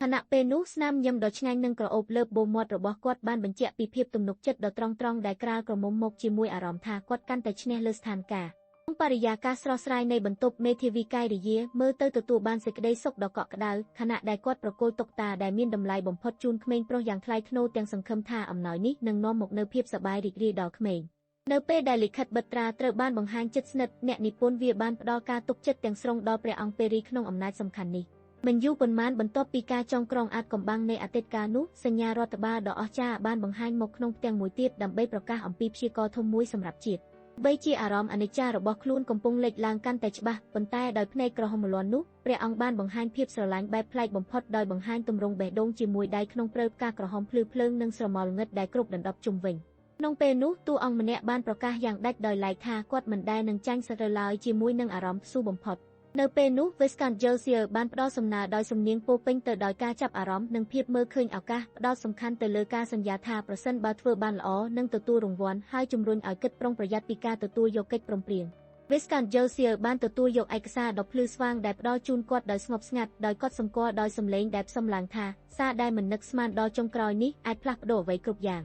ងបីបានទទួលសារនោះស្រាប់ Viscount Jersier សូមមើលវាជាមួយនឹងស្នាមញញឹមយ៉ាងអួតអាងហើយបញ្ជាក់សម្រស់ឥតខ្ជាប់ខ្ជាយរបស់គាត់ដោយសម្លៀកបំពាក់ក្រវិលអលង្ការចែងចាំងក្រោយការឆ្លងកាត់ពេល5ឆ្នាំទិដ្ឋភាពស្ដង់ដាររបស់ព្រះបរមរាជវាំងស្រស់ស្អាតក្រោមមេឃខ្លាមួយត្រូវបានបំភ្លឺឡើងវិញនៅពេលដែលសូរសំឡេងហៅថាព្រះអង្គបំផ្លាញអាកាសធាតុឲ្យពោពេញដោយការរំពឹងរង់ចាំនៅក្នុងបរិយាកាសតានតឹងនោះមេការពារភេទបុរសបានចុះជង្គង់យ៉ាងហិចតាមមុខព្រះអង្គខណៈពេលព្រះអង្គអង្គុយយ៉ាងស្ងប់ស្ងាត់ចំពោះមុខគេនៅពេលដែលអ្នកគ្រប់គ្រងមួយរូបឈរមើលដោយការព្រួយបារម្ភនៅពីក្រោយក្នុងបន្ទប់ប្រណិតនោះព្រះអង្គបង្ហាញអារម្មណ៍ភ្ញាក់ផ្អើលនិងច្របូកច្របល់យ៉ាងហាក់បីដូចជាមិនអស់ជឿលើអ្វីដែលទើបបានឬខណៈពេលអាកាសធាតុតានតឹងបន្តបន្ទាប់ដៃប៉ុនប៉ងរបស់ព្រះអង្គបានយកព្រើដៃចាប់យ៉ាងសម្ដែងអំណាចលើសៀវភៅសំខាន់នោះនៅពេលកំលុះតូចកំពុងស្ទាក់ស្ទើរក្នុងអារម្មណ៍ខឹងខ្លាំងបានលាបកែងជើងបោះទៅលើបុរសម្នាក់ដែលពុះជង្គង់នៅមុខខ្លួនដោយធ្វើឲ្យនារីម្នាក់នៅក្បែរត្រង់ភ្នែកមើលក្នុងសភាពភ្ញាក់ផ្អើលនិងព្រួយបារម្ភក្នុងអំឡុងពេលនៃភាពស្ងៀមស្ងាត់នោះត្រូវបានកាត់បន្តដោយសោភ័ណភាពរលិចរលោងរបស់ប្រដាប់សន្តែកព្រើមួយដែលរុញទៅមុខយ៉ាងលេចធ្លោចេញសំឡេងច្រៀងស្រាលបញ្ចេញអារម្មណ៍អស្ចារ្យនៅក្នុងបរិយាកាសតានតឹងនោះបុរសម្នាក់សំពត់បានគោលជង្គង់ធ្វើភាពទន់ភ្លន់ក្នុងសមុខនារីបង្ហាញភាពស្ងប់ស្ងាត់ខណៈពេលដែលគំនះកំហឹងរបស់មនុស្សសក់តុងឈរនៅជិតនាំឲ្យស្ថានភាពកាន់តែរញ្ជួយលេវ៉ៃបានផាត់សម្លេងដើម្បីតាក់ទាញអារម្មណ៍រួចនាងបញ្ជាក់ជាផ្លូវការថាអ្វីកំពុងធុញថប់ដោយសម្លេងរឹងមាំលើកដំកើងអារម្មណ៍កង្វល់នៃបុរសដែលកាន់តែភ័យខ្លាចក្នុងពេលអាកាសធាតុក្តៅផុតស្រាលនេះលេវ៉ៃញឹមស្រស់ស្អាតហើយលើកំរាមដៃបង្ហាញថាកំពុងបង្ហាញអំណរគុណជាអនុស្សាវរីយ៍មួយដែលសម្បូរទៅដោយក្តីស្រឡាញ់និងការលើកទឹកចិត្តឲ្យរងចាំមិនជឿលើភ្នែកខ្លួនឯងអ្នកអង្គរៈរបស់ Millet បានស្រមើស្រមៃថាជាមែនទេនោះជាព្រះអង្គ Preserian ហើយគាត់មិនយល់ថាតើមនុស្សដូចព្រះអង្គអាចបង្ហាញខ្លួននៅទីនេះបានយ៉ាងដូចម្តេចទេលើវេភ្នែករបស់នាងភ្លឺដោយភាពកក់ក្ដៅនៅក្រោមស្រមោលនៃអាវខ្មៅរបស់នាងបានសន្យាយ៉ាងស្មោះស្ម័គ្រថានាងនឹងការពារអ្នកដែលនៅចំពោះមុខនាងជានិច្ចប៉ុន្តែនៅក្នុងភាពស្ងៀមស្ងាត់ដែលត្រូវបានចោទប្រកាន់ដែលបានកើតឡើងនោះពន្លឺដ៏ក្តៅក្រហាយរបស់ Dickie Wondred បានធ្លាក់មកលើនាងដោយបង្ខំឲ្យព្រះអង្គម្ចាស់ដ៏ញាប់ញ័រនៅខាងនាងរួញថយវិញខណៈដែលលេវ៉ៃឈរនៅនឹងដេករបស់នាងដោយភាពអៀនខ្មាស ទៅមុខព្រះអមតៈដែលស្ងៀមស្ងាត់នឹងភ្នែកលេវ៉ៃដែលកាន់តែត្រជាក់ជាប់លើព្រឹត្តិការណ៍នោះសំឡេងស្រក់ទឹកភ្នែកនៃអាណាព្យាបាលរបស់មេឡេតប្រាប់ពីមេត្តាករុណាស្ទើរតែអស់សង្ឃឹមក្នុងបរិយាកាសដ៏ស្រងោះនេះព្រះអង្គបានបង្ហាញអំណាចជាមួយពាក្យដ៏តឹងរឹងដោយព្រមានទៅលើនាងជាភ្នាក់ងារសំខាន់ក្នុងពេលវេលាដ៏តានតឹងនេះក្នុងពេលដែលនាងបង្ហាញសកម្មភាពវិធីសាស្ត្រដោយសេចក្តីមោទនភាពអារម្មណ៍ជឿជាក់របស់នាងបានបញ្ជាក់ថាមានអ្វីសំខាន់មួយកំពុងត្រូវបានបង្ហាញនៅពេលដែលបុរសវ័យក្មេងមុខមើលស្ងប់ស្ងាត់អង្គុយលើសាឡុងប្រណិតក្នុងអារម្មណ៍អស់ចិត្តនារីសក់រលោងភ្លឺចែងចាំងបានផ្ដល់អារម្មណ៍ស្រស់ស្រាយជាមួយនឹងស្នាមញញឹមរបស់នាងដែលបង្កើតភាពអៀនក្នុងបរិយាកាសនៅពេលអារម្មណ៍ធ្ងន់ធ្ងរចាប់ផ្ដើមស្រួលចូលនឹងបរិយាកាសបុរសក្មេងពណ៌សកំពុងធ្វើស្មីរង្វាន់មុខដោយបដិសេធយ៉ាងវេទនាដោយសរសើរថាគាត់មិនអាចទទួលយកអ្វីដែលបានផ្ដល់ឲ្យនោះទេមិនយូរប៉ុន្មានការលេងសើចរបស់នាងបានធ្វើឲ្យបរិយាកាសកាន់តែស្រស់ស្រាយខណៈដែលនាងបង្ហាញភាពរីករាយរបស់ខ្លួនស្របពេលដែលព្រះអង្គអង្គុយស្ងៀមស្ងាត់នៅជាសាឡុងនៅក្នុងផ្ទៃទំនេរដែលតែងតាំងដោយរូបសញ្ញាក្រពើនិងបេះដូងគំនិតកាលពីដំបូងជួបគ្នាត្រូវបានហៅមកវិញយ៉ាងស្ទើរតែស្វ័យប្រវត្តិព្រមទាំងអារម្មណ៍បែបស្ទាក់ស្ទើរនៃអតីតកាលដែលលេចឡើងក្នុងចិត្តមិនទាន់ស្រួលចិត្តពីអ្វីដែលបានស្ដាប់នោះទេបុរសមួយរូបបានបង្ហាញអារម្មណ៍កំហឹងយ៉ាងច្បាស់ចំពោះនាងដោយបញ្ចេញសំឡេងខ្លាំងនិងចង្អុលមកលើនាងក្នុងសួនកញ្ចក់ជាមុនហើយបន្តបង្កើនភាពតានតឹងឲ្យកាន់តែខ្លាំងនៅពេលនោះលេវ៉ៃបានរហែកភ្ញាក់ផ្អើលហើយអារម្មណ៍មិនប្រកបចិត្តចេញមកលើមុខខណៈដែលនាងកាន់អាវយឺតយ៉ាងខ្មាស់អៀនក្នុងសួនផ្កាផ្ទុះពន្លឺយ៉ាងណានៅពេលកន្លងមកនេះត្រូវបានគេបង្ហាញថាការសង្ស័យលើខ្លួនឯងបន្តធ្វើឲ្យចិត្តរបស់នាងកាន់តែស្រពេចស្រពិលកណ្ដាលពន្លឺផ្កាកុលាបអស្ចារ្យព្រះអង្គបានឈរយ៉ាងដ៏តឹងរឹងពន្លឺអារម្មណ៍នៃការតស៊ូនិងក្តីស្រឡាញ់កំពុងរីកការឡើងក្នុងចិត្តនៅពេលអារម្មណ៍ច្របូកច្របល់មុននោះនៅតែប្រកាន់ខ្ជាប់បន្ទាប់មកលេវ៉ៃបានក្រឡេកមុខដោយផ្ទុកអារម្មណ៍ស្រស់ស្អាតនិងរំភើបបង្ហាញថានាងមានអារម្មណ៍ក្តៅគប់នៅក្នុងចិត្តព្រោះសេចក្តីស្រឡាញ់បានបង្ហូរចូលស្ទើរតែធ្វើឲ្យបេះដូងរបស់នាងរំជើបរំជួលបន្ទាប់ពីសេចក្តីប្រកាសដ៏សំខាន់ត្រូវបានបង្ហាញក្នុងស៊ុមជ្រឿងចម្លាក់ផ្កាយដ៏ស្រស់ស្អាតអារម្មណ៍ពិចារណាត្រូវបានបន្តកើតឡើងក្នុងផ្ទៃទំនេរនេះណពេលអារម្មណ៍អនុគ្រោះនៅតែមិនផុចឡើងពោលគឺអ្នកថែទាំបានកាន់ចិត្តស្រឡាញ់ដល់ព្រះអង្គប៉ុណ្ណឹងរហូតនាងក៏កាន់ចិត្តអស់សំណើចព្រមជាមួយសម្ពាធដាំចិត្តដែលកាន់តែច្បាស់នៅពេលនាងបុកដៃសូបស្នាមក្រអូបដោយកំសត់និងថ្លែងសម្ដីសរសើរព្រះអង្គព្រះបរិសុទ្ធនៅក្នុងស្រមោលស្ថិតនៅព្រំដែននៃដងសនាងបំពន់បានលួចមើលចេញពីក្រោយសយ៉ាងប្រុងប្រយ័ត្នខណៈអារម្មណ៍ស្នេហ៍ចង់ដឹងកាន់តែខ្លាំងឡើងខណៈពេលនោះក្រោយរឿងប៉ះពាល់ផ្លូវចិត្តនៃមុននាងលេវ៉ៃបានសម្លឹងមកជាមួយភ្នែកទឹកភ្នែកខណៈដែលអ្នកបម្រើបានកាន់ខ្សែដៃនាងយ៉ាងទន់ភ្លន់ហើយបញ្ជាក់ថាបានយល់ពីអ្វីកើតឡើងខណៈព្រះអង្គព្រះសិលៀនឈររៀបរយនៅពីក្រោយដោយភាពស្ងប់ស្ងាត់ខណៈពេលនោះលេវ៉ៃបានលើកដៃជាភាសាខ្មែរដែលមានអារម្មណ៍លេងសើចដោយបង្ហាញថានាងចង់ស្ទាក់មាត់ If you wondered ដែលកំពុងតែលំព្រួយនិងឆ្លៀតប្រឆាំងជាផ្លែតក្នុងផ្ទៃក្នុងរីករាយពោពេញដោយផ្កាយពេល Hadet បង្ហាញទឹកមុខខឹងហើយផ្លាស់ទីមកជិត Prince Priscillian ដោយទម្រង់ខ្លាំងក្មេងប្រុសម្នាក់នៅស្ងប់ប៉ុន្តែ Levi វិញឈរនៅខាងក្រោយដោយព្រួយបារម្ភក្នុងពេលនោះទិដ្ឋភាពបានផ្លាស់ប្ដូរទៅការសង្កត់ផ្ដោតលើដៃមួយកំពុងបង្ហាញប៉ាប់ស៊ីខលភ្លឺច្បាស់ដូចជាការរំលឹកឡើងវិញនៅអារម្មណ៍ស្រឡាញ់និងនឹកចង់អតីតកាល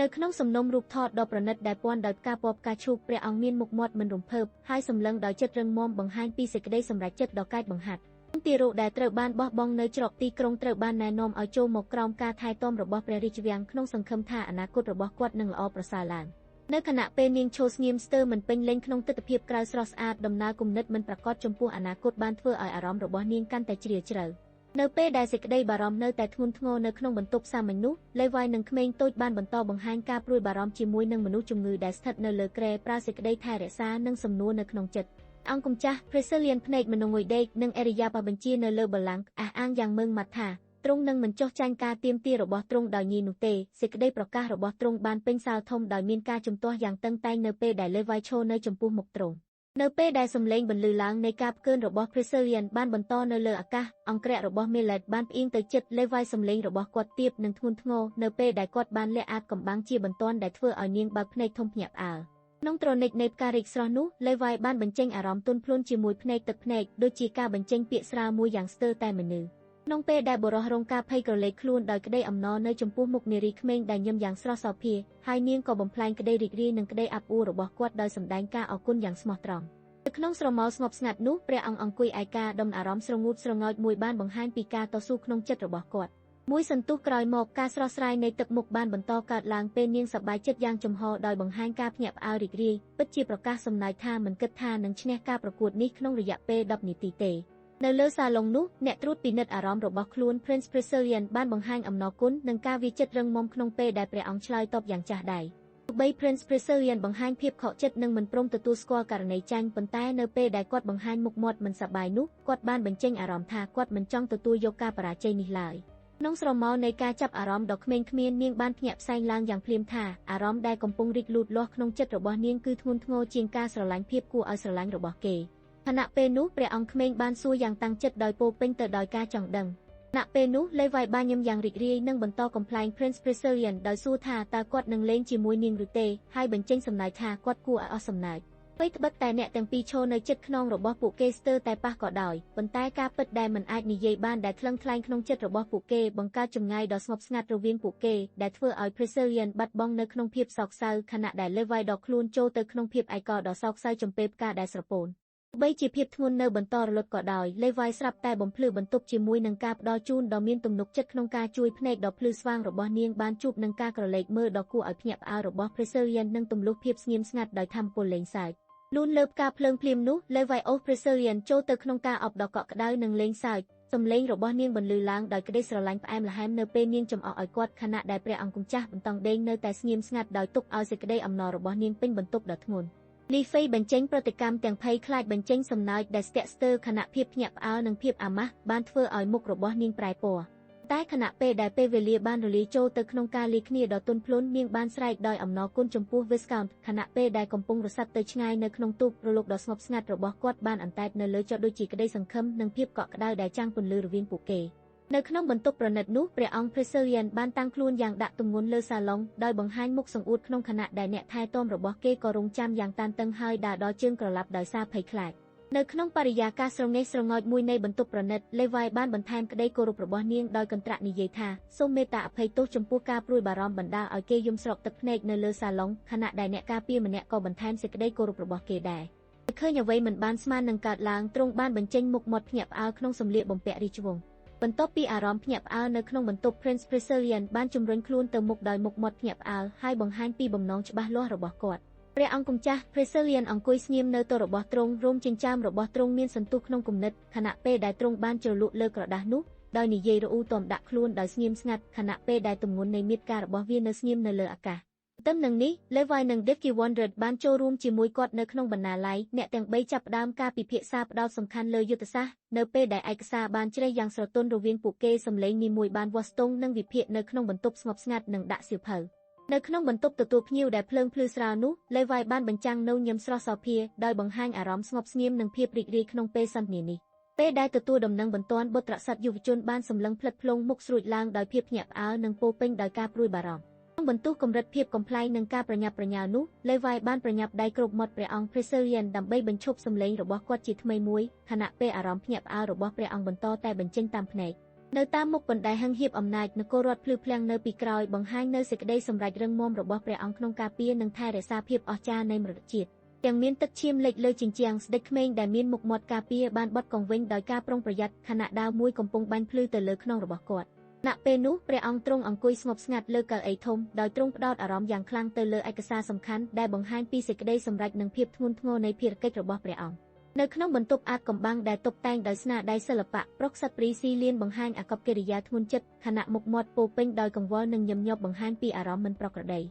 ទោះបីបញ្ហាធំនោះកំពុងគំរាមកំហែងផងដែរក៏នាងក៏លេចចេញមុខយ៉ាងរឹងមាំដោយលើកដៃស្បត់ថានឹងការពារចៅវាយឲ្យបានគ្រប់វិធីនៅក្នុងបរិយាកាសស្ងប់ស្ងាត់នៃបន្ទប់ធំព្រិនស៊ីលៀនអង្គុយស្ងៀមនៅលើតុខណៈដែលអ្នកថែទាំមើលគាត់ដោយការព្រួយបារម្ភខណៈពេលនោះ Levi បានបញ្ចេញអារម្មណ៍ខកចិត្តនិងប្រញាប់ប្រញាល់របស់នាងដោយសម្លឹងទៅកាន់អ្នកអង្គុយនៅតុខណៈព្រះអង្គ Preserian កាន់តែស្ងប់ស្ងាត់ក្នុងទម្រង់គួរឲ្យគោរពខណៈអាណាព្យាបាលរបស់ Mellard ទៅតាមសារជារូបភាពនោះក្នុងខណៈដែលសេចក្តីសុខស្រួលនៅលើមុខនាង Levi អង្គភាពរបស់រាជបុត្រី Preserian បានធ្វើការបន់យ៉ាងក្រអូបស្រស់ដើម្បីបង្ហាញការគោរពយ៉ាងជ្រាលជ្រៅការខកចិត្តដែលបានបង្ហាញកាលពីមុន Levi បានបង្ហាញការអស់សង្ឃឹមបន្ថែមដោយបញ្ចេញអារម្មណ៍ថានាងមិនអាចអត់ឱនចំពោះការរើសរើសធ្វើអំពើប៉ះពាល់ដល់មនុស្សទេឡើយទោះបីមុខស្នែងនោះពោពេញដោយភាពញឹមក៏ដោយក្តីឈឺចាប់នៅក្នុងបេះដូងក៏នៅតែជាក់ស្ដែងនៅពេលដែលពួកគេជួបប្រទះកាតអាថ៌កំបាំងដែលមានសេញសំណួរពណ៌មាសសមាជិកទាំងអស់បង្ហាញការចាប់អារម្មណ៍និងការព្រួយបារម្ភយ៉ាងជ្រាលជ្រៅខណៈពេលសំណួរនៃអនាគតកំពុងតែធ្វើឲ្យបរិយាកាសកាន់តែតានតឹងលើបណ្ដាពីការកកស្ទះអារម្មណ៍ក្តាប់ដៃរបស់នាងកាន់ប៉ងប៉ោងបន្ទាត់ទៅលើក្រដាសធ្វើឲ្យទឹកថ្នាំស្រអាប់លេចធ្លាយប៉ះពាល់ដល់សម្បុត្រនិងតុសោនៃការចូលព្រមគ្នានិងទំនុកចិត្តត្រូវបានបញ្ជាក់ឡើងវិញដោយការចាប់ដៃយ៉ាងរឹងមាំរវាងពួកគេពេលខ្សែប្រេងក្រហមចងជាប់ក្រមុំដៃដូចជាកិច្ចសន្យាដែលមិនអាចបំបែកបាននោះបញ្ជាក់ពីសេចក្តីស្រឡាញ់និងការប្តេជ្ញាខ្លួនក្នុងព្រឹត្តិការណ៍ដ៏សំខាន់នេះ នៅក្នុងបរិយាកាសដ៏តានតឹងនៃបន្ទប់ថ្នាក់ខ្ពស់បុរសម្នាក់ក្នុងឈុតបានបង្ហាញការគោរពយ៉ាងជ្រាលជ្រៅដល់រូបសមាជិកអំណាចដែលអង្គុយស្ងៀមស្ងាត់ខណៈពេលក្រុមមនុស្សនៅខាងក្រោយទាំងអស់សង្កត់សម្លេងដោយក្តីរំពឹងមិនយូរប៉ុន្មាន Prince Preselian បានអង្គុយក្រោយតុប្រកបដោយសម្រស់និងបង្ហាញអាកប្បកិរិយាមួយដែលបញ្ចេញនូវឥទ្ធិពលនិងទំនុកចិត្តយ៉ាងខ្លាំងដូចជាការកាន់កាប់ឧត្តមភាពនៅក្នុងបរិយាកាសដ៏ស្ងប់ស្ងាត់នោះនៅតាមដងផ្លូវធំដ៏រស់រវើកអ្នកក្រុងជាច្រើនបានត្បាញតាមតូបផ្សារដ៏រស់រវើកក្រោមផ្ទាំងផ្កាចម្រុះពណ៌សម្លេងរបស់ពួកគេបានបន្លឺឡើងនៅក្នុងការបន្តនៃពាណិជ្ជកម្មដែលមានចលនានិងការសន្ទនាដ៏រីករាយតែនៅក្នុងការចងចាំរបស់ព្រះអង្គម្ចាស់ភាពកក់ក្ដៅបានលេចចេញជាថ្មីនៅពេលដែលការអបក្រសោបដ៏ទន់ភ្លន់របស់អាណាព្យាបាលរបស់គាត់និងការលួងលោមនៃតុក្កតាដ៏គួរឲ្យស្រឡាញ់មួយបានងូតទឹកឲ្យកុមារភាពរបស់ Preselian ក្នុងក្តីស្រឡាញ់ដែលមិនចេះនិយាយហើយនៅពេលនាងកំពុងគិតក្រេកណាស់អារម្មណ៍មួយថ្មីដែលមិនធ្លាប់ស្គាល់បានកើតឡើងក្នុងចិត្តនាងបណ្ដាលឲ្យនាងសួរខ្លួនឯងថាតើអ្វីទៅជាភាពចម្លែកនេះដំបូងឡើយមានការព្រួយបារម្ភចំពោះព្រះអង្គម្ចាស់ Preselian ប៉ុន្តែនៅពេលដែលព្រះអង្គយាងទៅជិតដោយទំនុកចិត្តហើយLeviបានស្វាគមន៍ព្រះអង្គដោយស្នាមញញឹមដ៏ទន់ភ្លន់និងធានាភាពមិនស្រួលក៏សត្វទៅសំនៀងកំប្លែងនៃបន្ទប់គាត់បានបង្ហាញក្រណាត់ក្រហមដ៏លោងជាមួយសម្រស់អស្ចារ្យបង្ហាញពីភាពមើលឃើញនៃសេចក្តីមោទនភាពទោះបីក្មេងប្រុសតូចនៅលើធ្នើកំពុងមោទនភាពនឹងការអញ្ជើញជ្រើសរើសសម្លៀកបំពាក់ប៉ុន្តែស្រីបម្រើទាំងពីរយកចិត្តទុកដាក់បង្ហាញក្រណាត់ក្រហមនិងខៀវភ្លឺយ៉ាងរីករាយដោយលេងកំប្លែងឲ្យគាត់សម្រេចចិត្តដោយឈរយ៉ាងឧឡារិកនៅក្នុងបន្ទប់ដែលតុបតែងព្រះអង្គម្ចាស់វ័យក្មេងព្យាយាមបង្ហាញភាពស្ងប់ស្ងាត់ប៉ុន្តែភ្នែករបស់គាត់បានក្បត់ការព្រួយបារម្ភយ៉ាងខ្លាំងអំពីពិធីជិតមកដល់ខណៈដែលគាត់បានចំបាប់ដោយស្ងៀមស្ងាត់ជាមួយនឹងការព្រួយបារម្ភរបស់គាត់នៅក្រោមផ្នែកខាងមុខនៃវិមានទន្ទឹមនឹងនេះផ្ទុយស្រឡះពីភាពស្ងប់ស្ងាត់របស់ព្រះអង្គម្ចាស់ Levi បានបញ្ចេញនូវទំនុកចិត្តដែលមិនអាចរង្គោះរង្គើបានខណៈដែលនាងសើចយ៉ាងភ្លឺស្វាងនិងអួតថាជាអ្នកច្នៃម៉ូដដ៏ពេញនិយមស្ទើរតែមិនអាចជួបបានហើយមោទនភាពរបស់នាងបានបញ្ចេញពន្លឺដូចពណ៌ផ្កាឈូកដ៏រស់រវើកនៅពីក្រោយនាងក្រោមផ្នែកខាងក្រៅដ៏ក្លាហាននោះពេលនេះនាងក៏ឈប់ដោយស្ងៀមស្ងាត់ញឹមដោយគិតដោយងក់ក្បាលយ៉ាងទន់ភ្លន់ខណៈដែលនាងងឿងឆ្ងល់ខ្លាំងថាតើការបើកបរដោយឥតឈប់ឈររបស់នាងធ្លាប់ធ្វើឲ្យនាងពិបាកចូលទៅចិត្តដែរឬទេក្នុងបរិយាកាសដែលពោរពេញដោយការគិតពិចារណា Levi បានបញ្ជាក់ថាការជ្រើសរើសសម្លៀកបំពាក់សម្រាប់ព្រះអង្គក្មេងគឺពិបាកព្រោះអ្វីសុទ្ធតែសមនឹងគាត់ខណៈពេលដែលអ្នកថែទាំបានសម្ដែងការយល់ស្របយ៉ាងលើកទឹកចិត្តព្រះអង្គប្រូស៊ីលៀនបញ្ចេញសម្លេងខាងខណៈពេលបង្រួញមុខបង្ហាញពីការមិនពេញចិត្តរបស់គាត់ពេលដែលនាងកំពុងរីករាយរកឃើញធុងធ្វើក្បាច់ក្រហមយ៉ាងសប្បាយ Levi បានបញ្ជាក់ថាអ្វីគួរឲ្យស្រឡាញ់គឺសមស្របសម្រាប់ធ្វើឲ្យក្មេងស្រីរីករាយខណៈពេលដែល Prince Preselian មើលនាងដោយមុខមួយពោពេញដោយភាពមិនពេញចិត្តហើយនិយាយបង្ហាញអារម្មណ៍ថាវាគឺជាធុញរបស់គាត់ក្នុងសំនៀងស្ងប់ស្ងាត់នោះព្រះអង្គបានឲ្យគេជួយចងក្រវ៉ាត់ក្រហមជុំវិញអាវពណ៌របស់ខ្លួនដោយព្រួយបារម្ភយ៉ាងច្រើន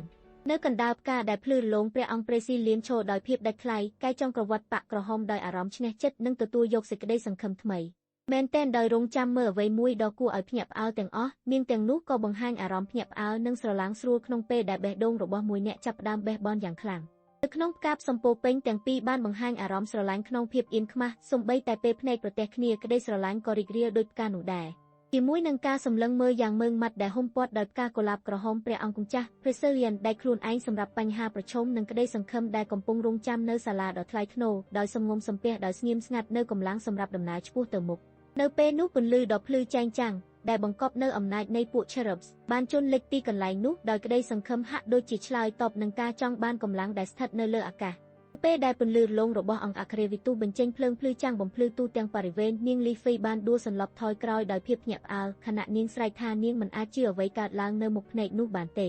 Levi បញ្ចេញពន្លឺដោយភាពរីករាយពេលនាងសរសើរពីភាពគួរឲ្យស្រឡាញ់នៅចំពោះមុខនាងស្នាមញញឹមដ៏ភ្លឺចែងចាំងរបស់នាងចាំងពន្លឺចាំងពីក្រោយនាងLevi ធ្វើចលនាដៃដោយស្ទាក់ស្ទើរខណៈសម្លឹងក្រោយក្បាលដោយអារម្មណ៍ស្ទើរមិនប្រាកដចិត្តចាប់យកក្រណាត់ពណ៌ក្រហមនិងខៀវយ៉ាងពេញចិត្តបញ្ចាំងឲ្យឃើញនៅការសម្រេចចិត្តរឹងមាំដែលអើពើមុខអ្វីទាំងអស់នៅក្នុងសន្លឹកឆាប់ចិត្តនេះព្រះអង្គបានបញ្ចេញអារម្មណ៍ស្មោះត្រង់ថានឹងពេញចិត្តដូចគ្នាដោយនីតិក្រដៅមួយស្រាប់មកលាក់ស្នេហ៍ក្នុងភ្នែកពណ៌ក្រហមរបស់គាត់នៅក្នុងបន្ទប់ដ៏ប្រណិតនោះព្រះអង្គប្រូស៊ីស៊ីលៀនបានឈរយ៉ាងស្ងៀមស្ងាត់ដោយបង្ហាញនៅមុខសង្ខេបនិងក្រមុំភ្នែកក្រហមដែលពោពេញដោយការយកចិត្តទុកដាក់ដោយភ្លេចខ្លាច Levi បានចាប់កន្ទុយអាវ Prince Preselian ដោយស្នាមភ្នែករំភ្លឺបង្ហាញភាពសប្បាយរីករាយនិងក្តីសង្ឃឹមបណ្ដាលឲ្យគាត់ឈរមិនអីដោយមុខមួយទូចបន្ទាប់ពីប្រមូលអារម្មណ៍កំណាចរបស់គាត់ Prince Preselian បានកាន់សម្លៀកបំពាក់របស់ Levi យ៉ាងតឹងរឹងហើយបញ្ចេញពាក្យយ៉ាងត្រេះត្រួយក្នុងខណៈដែលនាងក៏ត្រូវស្ទាក់ស្ទើរក្នុងភ្លឺភ័ក្រនោះទោះបី Prince Preselian បានថ្លែងថាគាត់មិនមានអារម្មណ៍ខុសបំណងឡើយនិងបង្កើនការតវ៉ាថា Levi គិតខុសពីភាពស្មោះត្រង់របស់គាត់ក៏នាងក៏មិនចុះសម្រួលឡើយដោយបន្តបញ្ចេញភាពខឹងខាងក្នុងការពារថាភាពរបស់ខ្លួនទាំងបញ្ចេញសោភ័ណភាពដ៏តានតឹងក្នុងបន្ទប់ដ៏ប្រណិតនោះLevi បានបញ្ជាក់ដោយស្មោះត្រង់ថា Kit គឺជាអ្នកជួយដ៏មានតម្លៃហើយនាងសង្ឃឹមជាខ្លាំងថាផែនការរបស់ពួកគេនឹងបានសម្រេចទ ទោះបីជាមកពីពិភពខុសគ្នាសត្វឆ្មាភ្នែកក្រហមនោះក៏បន្តសម្លឹងក្នុងធម្មជាតិស្រស់ស្អាតដែរដោយគិតជ្រាលជ្រៅពីភាពជាមនុស្សនិងសេចក្តីស្មោះត្រង់ដែលវាបានជួបប្រទះនៅក្នុងបន្ទប់ដ៏ប្រណិតនោះព្រះអង្គកំពុងសង្ខេបយល់ពីសារមួយដែលបំភាន់ចិត្តធ្វើឲ្យអារម្មណ៍ភ័យស្លន់ស្លោនិងការស្ទាក់ស្ទើររបស់គាត់បង្ហាញចេញពេលនិយាយថាវាដូចជាសារស្រឡាញ់មួយបែបស្រស់ស្អាតប៉ុន្តែចម្លែកហើយបន្តឆ្ងល់ថាតើគាត់គួរឆ្លើយតបយ៉ាងណាចំពោះសារនោះនៅក្នុងស្រមោលល្ងិតជីវិត3រូបភ្លឺភ្នែកក្រហមបានបង្វិលមុខមកបង្ហាញពន្លឺសម្លែងកាចអាក្រក់របស់ពួកគេដោយបញ្ចេញទឹកន័យថាមិនអាចជៀសវាងសេចក្តីគ្រោះថ្នាក់នោះបានទេពេលនោះក្តីសង្កួសនៅក្នុងភ្នែករបស់នាងបានក្លាយជាការសម្រេចចិត្តដ៏រឹងមាំខណៈលេវ៉ៃចាប់ដៃមួយឡើងទ្រង់ទ្រាយប្រកាសថានាងមិនចង់បោះបង់ទេខណៈដែល Prince Brazilian ឈរយ៉ាងស្ងប់ស្ងាត់មិនរំលឹកអ្វីមួយឡើយក្នុងបន្ទប់ប្រណិតនោះព្រះអង្គ Brazilian បានស្រែកឡើងយ៉ាងខឹងសម្បារដោយធ្វើឲ្យកំប្លែងធំឡើងក្នុងបរិយាកាសមិនយូរប៉ុន្មានបន្ទាប់ពីអារម្មណ៍មិនពេញចិត្តនោះបង្ហាញខ្លួនសមាជិកស្លាប់ព្រិលមួយបានបោះបង្គោលសក់ជ្រេះចោលបោះទៅរកអ្នកថែទាំដែលកំពុងភ្ញាក់ផ្អើលដោយសកម្មភាពកំសត់នេះវាយសើចដោយក្តីរីករាយខណៈ Brazilian ដកដង្ហើមមិនរួចហត់ខំប្រឹងដកដង្ហើមថាមពលលេងសើចរបស់ពួកគេបំពេញខ្យល់ដោយភាពកក់ក្ដៅព្រះអង្គម្ចាស់ Brazilian មុខរបស់គាត់ឡើងក្រហមហើយដកដង្ហើមក្រៀមក្រំដាក់កម្រាមដៃរបស់គាត់ទៅមុខដោយការតាំងចិត្តយ៉ាងម៉ឺងម៉ាត់នៅពេលទ្រង់ស្ដោះសេចក្តីប្រកាសដែលមានរាងជាកំហឹងនិងភាពបន្ទាន់ខណៈនោះឡៃវីដែលបដិសេធមិនព្រមជួបនឹងការសម្លឹងរបស់គាត់បិទភ្នែកបិទចិត្តខណៈដែលនាងទៅវិញដោយទឹកដុំសម្លេងច្រានចោលភាពរំខានរបស់នាងកំពុងឆាបឆេះនៅក្រោមផ្ទៃនៃការផ្ទុះរបស់គាត់មុខរបស់លេវេភ្លឺឡើងដោយស្នាមញញឹមដ៏ស្រស់បំព្រងនៅពេលនាងលាន់មាត់ថានាងសប្បាយចិត្តប៉ុណ្ណាដៃរបស់នាងភ្លឺដោយពន្លឺរស្មីដែលឆ្លុះបញ្ចាំងពីភាពរីករាយដែលហូរចេញពីខាងក្នុងរបស់នាង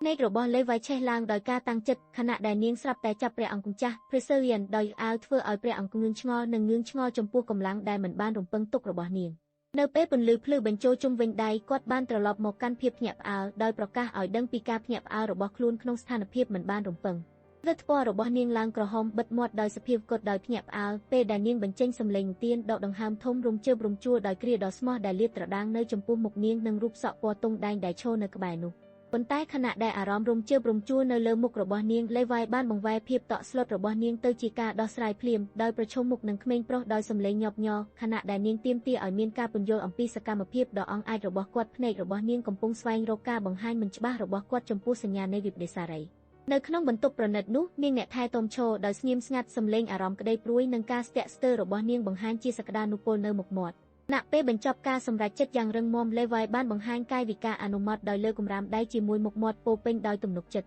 ក្នុងបរិយាកាសស្ងប់ស្ងាត់នៃបន្ទប់ប្រណិតនាងអ្នកថែទាំបានញឹមក្បាលយ៉ាងស្ងៀមស្ងាត់ដើម្បីបញ្ជាក់នៅអ្វីដែលបាននិយាយតាំងមកនៅពេលព្រះអង្គបង្ហាញទុកចិត្តនិងស្និទ្ធស្នាលដោយឈរត្រង់សម្រស់ស្រស់ស្រាយអ្នកថែថ្នាំនិងលេវ៉ៃមើលព្រះអង្គដោយអារម្មណ៍កក់ក្ដៅនិងចម្រើនចិត្តតូចមួយត្រូវបានបោះបាត់តាមខ្យល់ក្នុងសាលដ៏ប្រណិតបង្កើតចលនាងាយមួយដែលបំផ្លាញបរិយាកាសឲ្យកាន់តែស្រួលនៅពេលនោះមេឃខៀវភ្លឺប្រកបដោយព្រើពន្លឺស្រទន់បានបង្ហាញសភាពស្ងប់ស្ងាត់មួយដល់ពិភពលោកពេលបញ្ហាបានសម្រេច Prince Brazilian ឈរតាមចិត្តបង្អួតភ្លឺអបអរសាទរដោយផ្កានិងទៀនក្នុងបន្ទប់អភិជនដោយគំនិតស្ងប់ស្ងាត់កំពុងបញ្ចេញការពិចារណាដ៏ជ្រាលជ្រៅបរិយាកាសដ៏អធ្យាស្រ័យនៃសាលដ៏ធំមួយដែលពោពេញដោយភ្ញៀវច្រើននិងតម្រៀបដោយផ្កាពណ៌ផ្កាឈូកធំការប្រមូលផ្ដុំបានចាប់ផ្ដើមឡើងយ៉ាងអធ្យាស្រ័យក្នុងពិធីសារសំខាន់នេះខណៈពេលនោះលេវ៉ៃនិងព្រះអង្គ Brazilian បានឈរយ៉ាងស្ងប់ស្ងាត់សម្លឹងមើលបន្ទប់រាំដ៏អស្ចារ្យដែលពោពេញដោយភ្ញៀវសំចៃសម្រាប់ព្រឹត្តិការណ៍យ៉ាងធំធេងនេះនៅក្រោមពន្លឺរលោងនៃចង្រិតដ៏ប្រណិតក្រុមភ្ញៀវបានប្រមូលផ្ដុំដោយស្ងប់ស្ងាត់ខណៈដែលនាងលេវ៉ៃកាន់មុខដោយអារម្មណ៍ខ្មាស់អៀនក្នុងមណ្ឌលក្រអូបការនៅពេលដែលអារម្មណ៍ប្លែកនៃការរំពឹងទុកនៅតែវង្វេងនៅក្នុងបេះដូងរបស់នាងព្រឹត្តិការណ៍បានបន្តទៅកាន់សាររង្វង់រាំដ៏ប្រណិតដែលស្រស់បំព្រងដោយផ្កាផ្កាយកោដែលលេវ៉ៃនិងព្រះអង្គក្សត្រ Brazilian បានចូលរួមជាមួយភ្ញៀវក្នុងមូលបរិយាកាសស្រស់ស្អាតនិងសុភាពរាបសារក្នុងពេលនោះលេវ៉ៃបន្តបង្ហាញពន្លឺស្រស់ស្អាតពីក្នុងចិត្តរបស់នាងដល់ថ្នាក់អណ្ដាតប្រសូតចេញជាកូនស្រិតពន្លឺនៅលើមុខប្រងើយន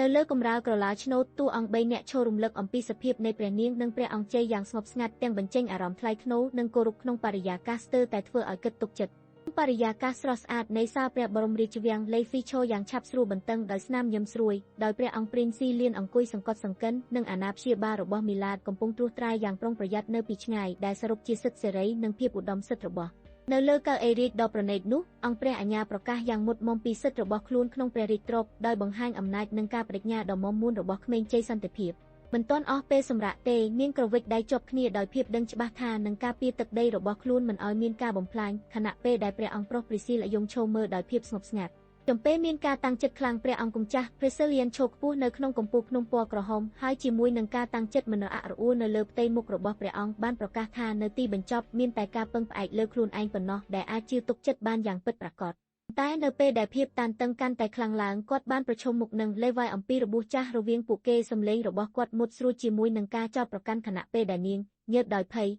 ទុកខ្លួននាងសម្រាប់អ្វីដែលនឹងកើតឡើងបន្ទាប់ប៉ុន្តែឥឡូវនេះនៅពេលដែលការប្រឈមមុខគ្នាបានរលត់ទៅលេវ៉ៃក្តាប់អាវធំដោយសេចក្តីរីករាយភ្លាមបេះដូងរបស់នាងបានហើមនៅពេលដែលនាងទទួលស្គាល់អត្ថន័យពិតរបស់វានិងកម្លាំងស្ងប់ស្ងាត់ដែលនាំមកជូននាងនៅពេលដែលលេវ៉ៃឈរដោយសម្លឹងក្រអូបលើជើងថ្ពាល់នៃកៅអីរាជ Prince Priscillian បានមកជួបមុខនាងដោយពោពេញទៅដោយការអះអាងនិងប្រកាសដោយសម្លេងរឹងមាំថាគាត់មិនខ្លាចចំពោះអំណាចនោះទេខណៈដែលអ្នកមានសិទ្ធិអង្គុយនៅទីនោះក៏សម្លឹងតាមការប្រជុំនេះជាមួយអារម្មណ៍កង្វល់ទៅទឹកមុខដ៏ធ្ងន់ធ្ងរនោះអ្នកស្ទើរអាចដឹងថាព្រះរាជបុត្របង្ហាញខ្លួនជាអ្នកដឹកនាំយ៉ាងមាំមួនដោយកាន់តែបង្ហាញអំណាចក្នុងសម្លៀកបំពាក់រាជវង្សនៅពេលដែលបរិវេណស្ងប់ស្ងាត់ Prince Priscillian បានបង្ហាញភាពដឹកនាំរបស់គាត់ដោយស្រទាប់សម្លៀកបំពាក់ដ៏សិចស៊ីលើកសម្លេងឲ្យមនុស្សទាំងអស់ក្នុងសាលឲ្យយកចិត្តទុកដាក់មកលើគាត់ខណៈដែលនរណាម្នាក់កំពុងបោះដៃជាវាជូនគាត់ពីល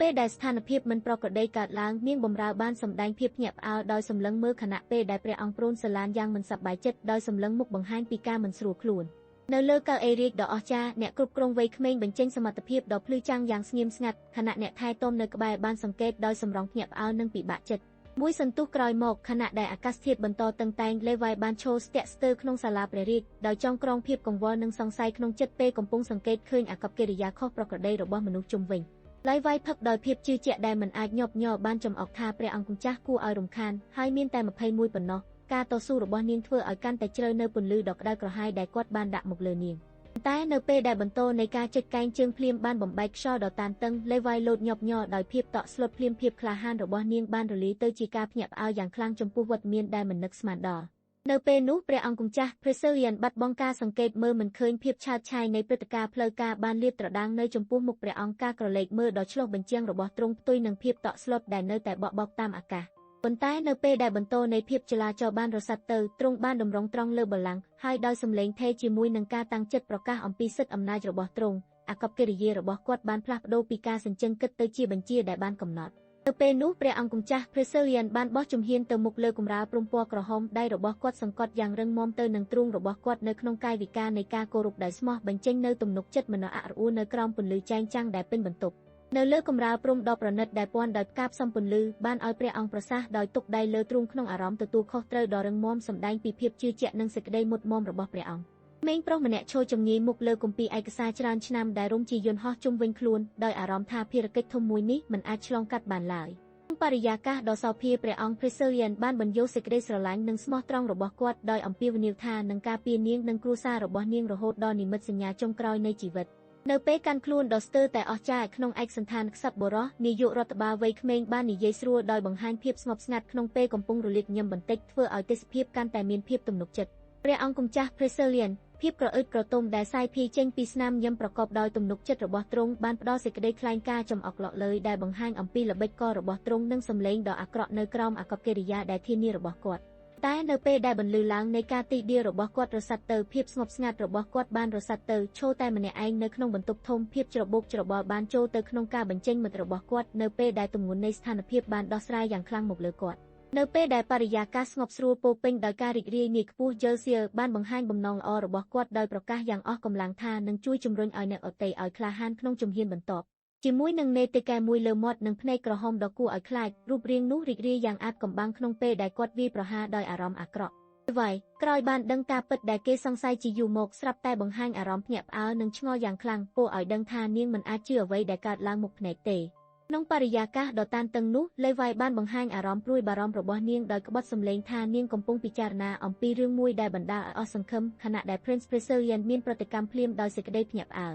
Prince Priscillian តឹងចិត្តមើលស្ងៀមនៅលើជញ្ជាំងជាប់ដីខណៈពេលដែលលេវ៉ៃសំពះក្រមុំបង្ហាញអារម្មណ៍សួរសំណួរដោយភាពចង់ដឹងនិងសង្ស័យក្នុងបន្ទប់ដ៏ប្រណិតនោះព្រលឹងមួយស្ទាក់ស្ទើរនិងមួយទៀតពោពេញដោយទំនុកចិត្តបានប្រឈមគ្នាខណៈពេលព្រះអង្គសំពះដោយការដឹងច្បាស់ពីអំណាចរបស់ខ្លួនក៏ស្រមោលនៃការភ្ញាក់ផ្អើលនៅលើមុខនាងក៏បញ្ចេញអារម្មណ៍មិនប្រាកដចិត្តនៅពេលផ្កាងាយកំពុងរុងរឿងព្រះអង្គបានបញ្ចេញការស្រឡាញ់និងក្តីគោរពដោយបង្ហាញអំណរជ្រាបជាពាក្យស្រួយព្រមជាមួយនឹងស្នាមញញឹមដ៏កក់ក្ដៅនៅក្នុងបរិយាកាសរំភើបបំផុតនោះ Prince Priscillian បានឈរហាក់បីដូចជាត្រូវគំនិតស្រមៃបង្រួមខ្លួនដោយមើលភ្លឺផ្លាំងរបស់សន្តាគារយ៉ាងឆក់ភ្នែកខណៈពេលដែល Levi នៅខាងក្រោយក៏ទប់ចិត្តមិនជប់ដែរដោយឆ្ងល់ថាពិភពថ្មីនេះអស្ចារ្យយ៉ាងណាខណៈពេល Prince Priscillian បន្តបង្ហាញភាពជឿជាក់ក្នុងការបកស្រាយអំពីតួនាទីមេរដ្ឋបាលនិង Pelnerong ដោយមានស្នាមញញឹមស្រាលមួយនិងញើសស្ដីលើផ្ទៃមុខគាត់បានបញ្ជាក់ថាគាត់យល់ដឹងអំពីអំណាចរបស់ខ្លួនយ៉ាងច្បាស់នៅក្នុងសាលធំដ៏អធិកអធមនោះព្រះអង្គព្រោនសាឡានបានបង្ហាញភាពជឿជាក់របស់ព្រះអង្គយ៉ាងច្បាស់កណ្ដាលសម្លៀកបំពាក់ថ្មីថ្នល់ក្រោមពន្លឺស្រាលនោះ Prince Preselian បានសម្រេចយកបន្ទុកលើសកម្មភាពទាំងអស់ដោយការសម្រេចចិត្តដ៏រឹងប៉ឹងជាបន្តពីភាពតឹងរ៉ៃនោះ Prince Preselian បានប្រាប់យ៉ាងក្រឹតក្រេះថាគេមិនបោះបង់ទេខណៈពេលដែលបញ្ចេញការសើចស្ទើរតែសម្លេងក្រោមភ្លៀងប្រៀបប្រដូចជាការគំរាមកំហែងមួយក្នុងស្ថានភាពកាន់តែតានតឹងនៃការប្រជុំ Prince Preselian បានបញ្ចេញសំណើចស្រាលមួយភ្លឺភ្លាំងព្រមទាំងបញ្ចេញពាក្យសម្ងាត់ដែលហាក់បីដូចជាការប្រជុំរបស់អ្នកឯកភាពខណៈដែល Dicky Wondred ធ្វើមុខតឹងតែងទៅលើគាត់ដោយមិននិយាយពាក្យណាមួយក្រោមពន្លឺស្រអាប់នៃអាប់ទងឹតលេវៃខកខានដកដង្ហើមខណៈពេលដែលព្រះអង្គ Preselian អង្គុយលើកៅអីរាជបង្ហាញសិទ្ធិអំណាចយ៉ាងបំផុតនៅក្នុងទស្សនវិជ្ជាបង្ហាញភាពជឿជាក់របស់គាត់ Prince Preselian បានបង្ហាញការបង្អួតក្នុងនឹកស្មានដោយស្នាមញញឹមមួយក្រោមពន្លឺបារីសរសែដោយសូម្បីសម្លេងសើចស្រួលរបស់គាត់ក៏បញ្ជាក់ពីជំនឿលើខ្លួនឯងយ៉ាងច្បាស់ក្នុងអព្យាក្រឹតដ៏តានតឹងនោះមនុស្សម្នាក់សម្លៀកបំពាក់ពណ៌ក្រហមបានដើរចូលមកកាន់សាលធំដោយប្រកាសឲ្យអ្នកថែផ្ទះនាំម្ចាស់ក្សត្រប្រុសមកក្រោយព្រះបរមរាជបល្ល័ង្កខណៈពេលដែលព្រះអង្គអង្គុយរង់ចាំនិងលេវ៉ៃឈរបន្តនៅពីក្រោយដោយអារម្មណ៍មិនស្វិតស្វាញឡៃវ៉ៃសំឡេងរបស់នាងស្ទើរតែខ្សឹបខ្សៀវពេលដែលនាងស្ទាក់ស្ទើរក្នុងការស្វាគមន៍ព្រះអង្គម្ចាស់ឈរយ៉ាងតឹងរឹងដោយការថប់បារម្ភនៅចំពោះមុខបល្ល័ង្កដ៏ស្រស់បំព្រងខណៈពេលដែលគាត់ធ្លាក់ក្នុងភាពស្ងៀមស្ងាត់ប្រកបដោយភាពប្រងើយកន្តើយបញ្ចេញនូវភាពប្រងើយកន្តើយដែលធ្វើឲ្យភាពតានតឹងកាន់តែជ្រៅនៅក្នុងបន្ទប់មួយរំពេចនោះភ្នែកពណ៌ខៀវរបស់នាងបានភ្លឺឡើងដោយទំនុកចិត្តជាថ្មីនៅពេលដែលនាងបានបំបែកភាពស្ងៀមស្ងាត់ដោយចង្អុលឡើងលើដោយភាពរីករាយដែលឆ្លងមេរោគដែលជាថាមពលដ៏ភ្លឺស្វាងជុំវិញរបស់នាងកាត់តាមភាពតានតឹងដែលកំពុងតែបន្តពេលដែលភាពតានតឹងបានរលត់ទៅលេវ៉ៃបានសុំទឹកក្រូចឆ្មាត្រជាក់មួយកែវពីអ្នកបម្រើដែលយកចិត្តទុកដាក់ទឹកដុំសម្ដីអះអាងរបស់នាងបានយល់ព្រមភ្លាមខណៈពេលដែលព្រះអង្គម្ចាស់បានអង្គុយស្ងៀមស្ងាត់នៅក្បែរនោះហាក់បីដូចជាប្រងើយកន្តើយនឹងការដោះដូរខណៈនោះដោយឃើញការសម្លឹងពីចម្ងាយរបស់ព្រះអង្គម្ចាស់អ្នកបម្រើគិលានុបដ្ឋាយិកាបានផ្ដល់កែវថ្នាំឲ្យគាត់ដោយថ្នមដោយពន្យល់ដោយស្ងៀមស្ងាត់ថាវានឹងជួយដល់ការឈឺក្បាលកង្វល់របស់នាងបានបន្ទន់ភាពស្ងប់ស្ងាត់ដែលពេញបន្ទប់នៅលើផ្ទៃផ្កាដ៏ទន់ភ្លន់ក្តាប់ដៃមួយបានលេចឡើងយ៉ាងល្មមដោយកាន់កែវលេម៉ុនដ៏ភ្លឺរលោងជាមួយដុំក្រូចអំពូលនិងចំពោះដោះស្រូវដូចជាការបង្ហាញអំណោយស្រស់ស្រាយមួយក្នុងអារម្មណ៍ស្ងប់ស្ងាត់នៅចម្ងាយក្នុងសាលដ៏ប្រណិតស្រស់បំព្រងដោយពន្លឺថ្ងៃប្រសើរសៀលកំពុងយកចិត្តទុកដាក់សង្កេតសៀវភៅពន្លឺចាំងក្នុងដៃដោយភ្នែកពោពេញទៅដោយក្តីពិចារណាខ្ពស់ពេលវេផ្ទុះឡើងដោយភាពរីករាយបញ្ចេញសំណើចដ៏ជោគជ័យមួយខណៈនាងទាញកែវទឹកចេញពីដៃរបស់ព្រះអង្គម្ចាស់យ៉ាងញាប់ដៃញាប់ជើងធ្វើឲ្យគាត់មានអារម្មណ៍ឆេវឆាវនិងត្រូវប្រុងប្រយ័ត្នដោយភាពកំប្លុកកំប្លែងរបស់នាងប៉ុន្តែនៅពេលដែលសំឡេងនៃការប៉ះទង្គិចគ្នាលេងសើចរបស់ពួកគេបានរសាត់ទៅភាពសប្បាយរីករាយរបស់លេវ៉ៃបានរលាយចូលទៅក្នុងភាពតក់ស្លុតនៅពេលដែលនាងឈប់នៅលើជណ្ដាលធំនោះនាងបានកត់សម្គាល់ឃើញរូបអាថ៌កំបាំងមួយរូបដែលមានពណ៌ក្រហមចុះមកខាងក្រោមហើយការហៀសម្បល់របស់នាងតាមរយៈភាពតានតឹងភ្លាមខណៈដែល Preselian គ្រាន់តែសង្កេតក្នុងភាពស្ងៀមស្ងាត់នៅមុខសាលរេចសេរី Prince Preselian បានបញ្ជាឲ្យ Dicky Wondred ចាក់ចេញដោយសម្លឹងដ៏មាំមួនខណៈ Dicky កាន់តែអន្តរាយស្នើសុំសោយសោភ័ណ្ឌឲ្យស្នាក់នៅបន្តទៀតដោយជាន់លើនៃជណ្ដាលអ្នកការពាររបស់ Millet បានក្រឡេកមើល Prince Preselian និង Dicky Wondred ដែលកំពុងសន្ទនាដោយព្រួយភ័យខណៈដែលគាត់លើកកម្រាមដៃបង្ហាញអាកប្បកិរិយាដែលបញ្ជាក់ពីការមិនពេញចិត្តនៅពេលដែលអ្នកបម្រើវ័យក្មេងម្នាក់ក្នុងសម្លៀកបំពាក់ពណ៌ក្រហមឆ្ពោះមកដោយភាពរហ័សរហួន Prince Preselian ដែលកំពុងអង្គុយយ៉ាងស្ងប់ស្ងាត់លើក្បាលព្រាលពណ៌ក្រហមមានលំនាំបានសួរយ៉ាងសិតម៉ត់ខណៈ Dicky Wondred នៅតែស្ងៀមស្ងាត់សង្កេតការណ៍នៅក្នុងសាលដ៏អស្ចារ្យនោះព្រះអង្គបានបង្ហាញចិត្តកង្វល់និងស្ទាក់ស្ទើររបស់ខ្លួនដោយបញ្ជាក់ពីការព្រួយបារម្ភចំពោះព្រឹត្តិការណ៍នឹងមកដល់នឹងមនុស្សជាប់ពាក់ព័ន្ធព្រះអង្គម្ចាស់ Preselian ភ្នែកតូចចង្អៀតដោយការមើលងាយហិតទឹកពីកែវមាសរបស់ទ្រង់គ្រប់ចលនារបស់ទ្រង់បញ្ចេញនៅភាពមើលងាយចំពោះអ្នកដែលនៅជុំវិញទ្រង់ក្នុងសន្តានតឹងរឹងនៃសាលធំបុរសវ័យក្មេងមួយរូបដែលស្លៀកអាវក្រហមបានជឿនយំយ៉ាងភ្ញាក់ផ្អើលហើយបង្ហាញក្តីព្រួយជ្រាលជ្រៅថាមិនអាចព្រមទទួលអ្វីដែលកើតឡើងនោះបានទេនៅក្នុងភាពស្ងប់ស្ងៀមនៃសាលព្រះរាជព្រះអង្គព្រោនស៊ីលៀនអង្គុយលើកៅអីរាជប្រកបដោយអារម្មណ៍ពិចារណាខណៈកំពុងច្របាច់ភេសជ្ជៈបន្តិចដោយផ្លាត់ចិត្តទៅកាន់ចំណាប់អារម្មណ៍ជ្រាលជ្រៅក្នុងខ្លួន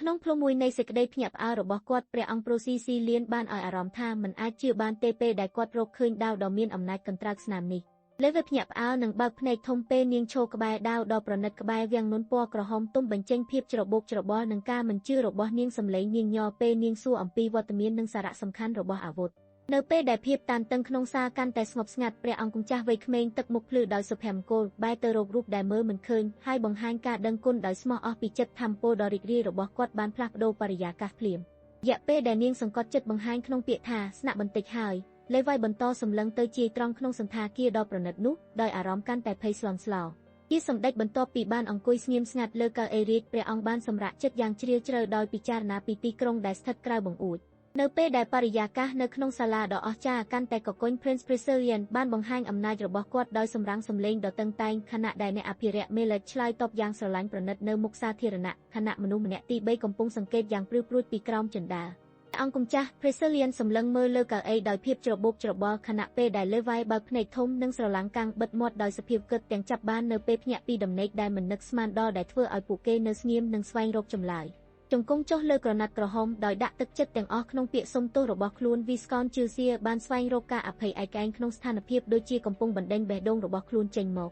នៅក្នុងសំណាញ់នៃភាពស្ងៀម Prince Preserian បានបង្ហាញសញ្ញានៃការមិនស្រួលចិត្តជាស្រាប់ខណៈពេលកំពុងផឹកស្ទាក់ស្ទើរដោយសម្ដែងភាពតានតឹងដែលកំពុងស្រោបព័ទ្ធជុំវិញព្រះអង្គក្នុងពេលដែលតួអង្គបានចាប់ដៃលើទ្រូងហើយបង្ហាញពីភាពរឹងមាំក្នុងព្រលឹង Viscount Chilsier បានប្រកាសឲ្យយល់ថាគាត់មានបំណងដ៏មាំមួនមិនអន់ថយមិនទាន់ទទួលបានសំណួរពេញលេញនោះទេ Levi បានរន្ធត់ភ្លាមក្នុងបន្ទប់ប្រណិតដោយភាសមុខភ្ញាក់ផ្អើលកើតឡើងខណៈពេលអារម្មណ៍ស្ងប់ស្ងាត់មុននោះត្រូវផ្ទេរជាភ្លើងភ្លាត់នៃការភ្ញាក់ផ្អើលនៅចំកណ្ដាលសន្លឹកព្រឹត្តិការណ៍មួយនេះអ្នកម្នាក់ពាក់ខោអាវពណ៌កំពុងជង្គង់បង្គំជើងនៅចុងជណ្ដាលធំក្នុងសាលប្រាសាទប្រណិតខណៈពេលជុំវិញមានមនុស្សមើលមកដោយអារម្មណ៍តានតឹងនិងភាពអ៊ូអរស្រដៀងជាជំហានមួយសំខាន់ដែលអាចបំផ្លាញបរិយាកាសទាំងមូលនៅក្នុងសេចក្តីស្ងប់ស្ងាត់ជិតជាប់នៃព្រះបរមាសេហសាលាព្រះអង្គបានកំចាត់អារម្មណ៍ស្ទើរតែមិនអាចទប់ទល់ដោយចាប់កែចានកញ្ចក់យ៉ាងដាក់ពង្រាយបង្ហាញសង្ឃឹមនឹងការសម្រេចចិត្តមិនអន់ទត់ក្នុងចិត្តវាយទឹកមុខរបស់នាងពោពេញដោយភាពមិនជឿព្យាយាមដំណើរការទាមទារដ៏គួរឲ្យតក់ស្លុតដែលនរណាម្នាក់គួរតែហៅគាត់ថាឪពុកដែលជាប្រតិកម្មរបស់នាងដែលចាប់យកភាពខ្លាំងនៃពេលនេះ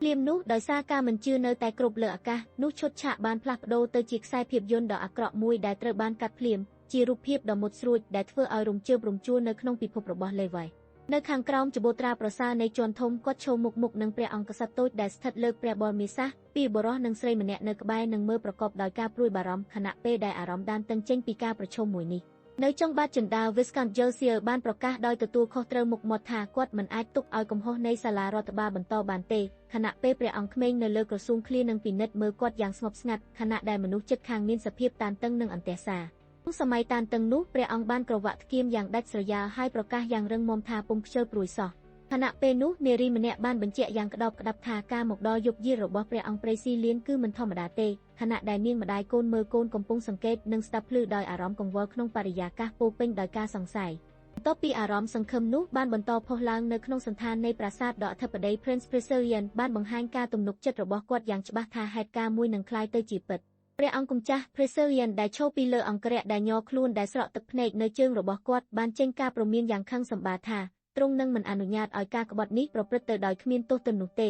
វត្តមានរបស់ទ្រង់បានបញ្ចេញនូវសិទ្ធិអំណាចនិងការគំរាមកំហែងតាមរយៈការប្រជុំមុខគ្នាដ៏តានតឹងខណៈពេលដែលបរិយាកាសនៅតែតានតឹងពីសេចក្តីគំរាមកំហែងរបស់ព្រះអង្គម្ចាស់បំបៅបានស្រែកសួរដោយភ័យខ្លាចបង្កើតជាលោកអារម្មណ៍ភ្ញាក់ផ្អើលក្នុងសាលដ៏រុងរឿងនោះក្នុងបន្ទប់ប្រណិតនោះព្រះអង្គបានក្រវិលដៃយ៉ាងរឹងមាំខណៈពេលដែលព្រឹត្តព្រឹលឆន្ទៈរបស់ខ្លួនឡើងដើម្បីប្រឈមមុខនឹងបញ្ហាខាងមុខក្នុងបន្ទប់ដ៏ប្រណិត Prince Preserian បានបញ្ចេញសម្លេងស្រែកដោយកំហឹងបង្កឲ្យអាណាព្យាបាលរបស់ Melech ឆក់យកសភាពភ័យស្លន់ស្លោដោយមិនអាចលាក់អារម្មណ៍ភ្ញាក់ផ្អើលនោះបានទេនៅពេលដែលអំបោះលើអាវស្លៀកដួលចុះយ៉ាងធ្ងន់ធ្ងរការព្រួយបារម្ភរបស់អ្នកថែទាំកាន់តែមហិច្ឆមហាយខណៈនាងសុំជំនួយដោយប្រញាប់ប្រញាល់នៅចំខណៈដែលសម្លេងខ្លាំងនៃដំបងក្រហមភ្លឺលេចធ្លោលើកម្រាលពណ៌លំនាំបង្កឲ្យLeviភ្ញាក់ផ្អើលយ៉ាងខ្លាំងនាងបានសង្កត់ដៃស្ទើរមិនជឿភ្នែកពេញដោយភាពភ្ញាក់ផ្អើលអង្គម្ចាស់ Preserian ដៃរបស់គាត់ញាប់ញ័រប៉ុន្តែត្រូវដោះស្រាយភ្នែករបស់គាត់យ៉ាងមុតស្រួចចុះតាមជណ្ដាលធំដោយដាវរាជដែលកាន់យ៉ាងតឹងជំហាននីមួយក្បត់ទាំងការថប់បារម្ភនិងការតាំងចិត្តមិនរើបំរាស់របស់ព្រះអង្គខណៈពេលព្រំចារឹកកំពុងដើរចេញដោយអន្តែតដាវយ៉ាងអំណាចពីក្បែរបុរសម្នាក់ដែលកំពុងជ្រួលជ្រើសមិនយល់ស្រាប់តែLeviបង្ហាញការបដិសេធរបស់នាងដោយបញ្ចេញសម្លេងស្រួលចិត្តនិងស្រកសាយលើដីយ៉ាងប្រកាន់ខ្ជាប់Preserianនៅដីភ្លាមភ័យស្លន់ស្លោមើលផ្នែកឈើដែលបាក់បែកធ្លាក់ដល់លើខ្ពស់ខណៈពេលព្រះអង្គកំពុងស្ទាក់ស្ទើរនឹងក្រឡាប់ពណ៌មុខដោយភាពខ្មាស់អៀននាងអ្នកថែបានបិទមុខហើយសើចយ៉ាងអមិតក្នុងបន្ទប់ដ៏ប្រណីតនោះដោយអារម្មណ៍ក្តៅក្រហាយនិងសេចក្តីសម្រេចដ៏រឹងមាំព្រះអង្គបានបង្ហាញអំណាចដោយស្រែកបញ្ជាឲ្យខ្លាំងក្នុងពេលបន្ទាប់នោះព្រះអង្គបានបញ្ចេញសម្ដីសម្ងាត់បញ្ជូនទៅកាន់អ្នកថែទាំដែលស្ថិតក្នុងអារម្មណ៍ព្រួយបារម្ភខណៈពេលនាងក៏បានស្ទាក់ស្ទើរក្នុងការឆ្លើយតបដោយសម្លេងទន់ភ្លន់បង្ហាញពីបំណងលាក់បាំងអ្វីមួយក្នុងសារដ៏អធិបតីនោះ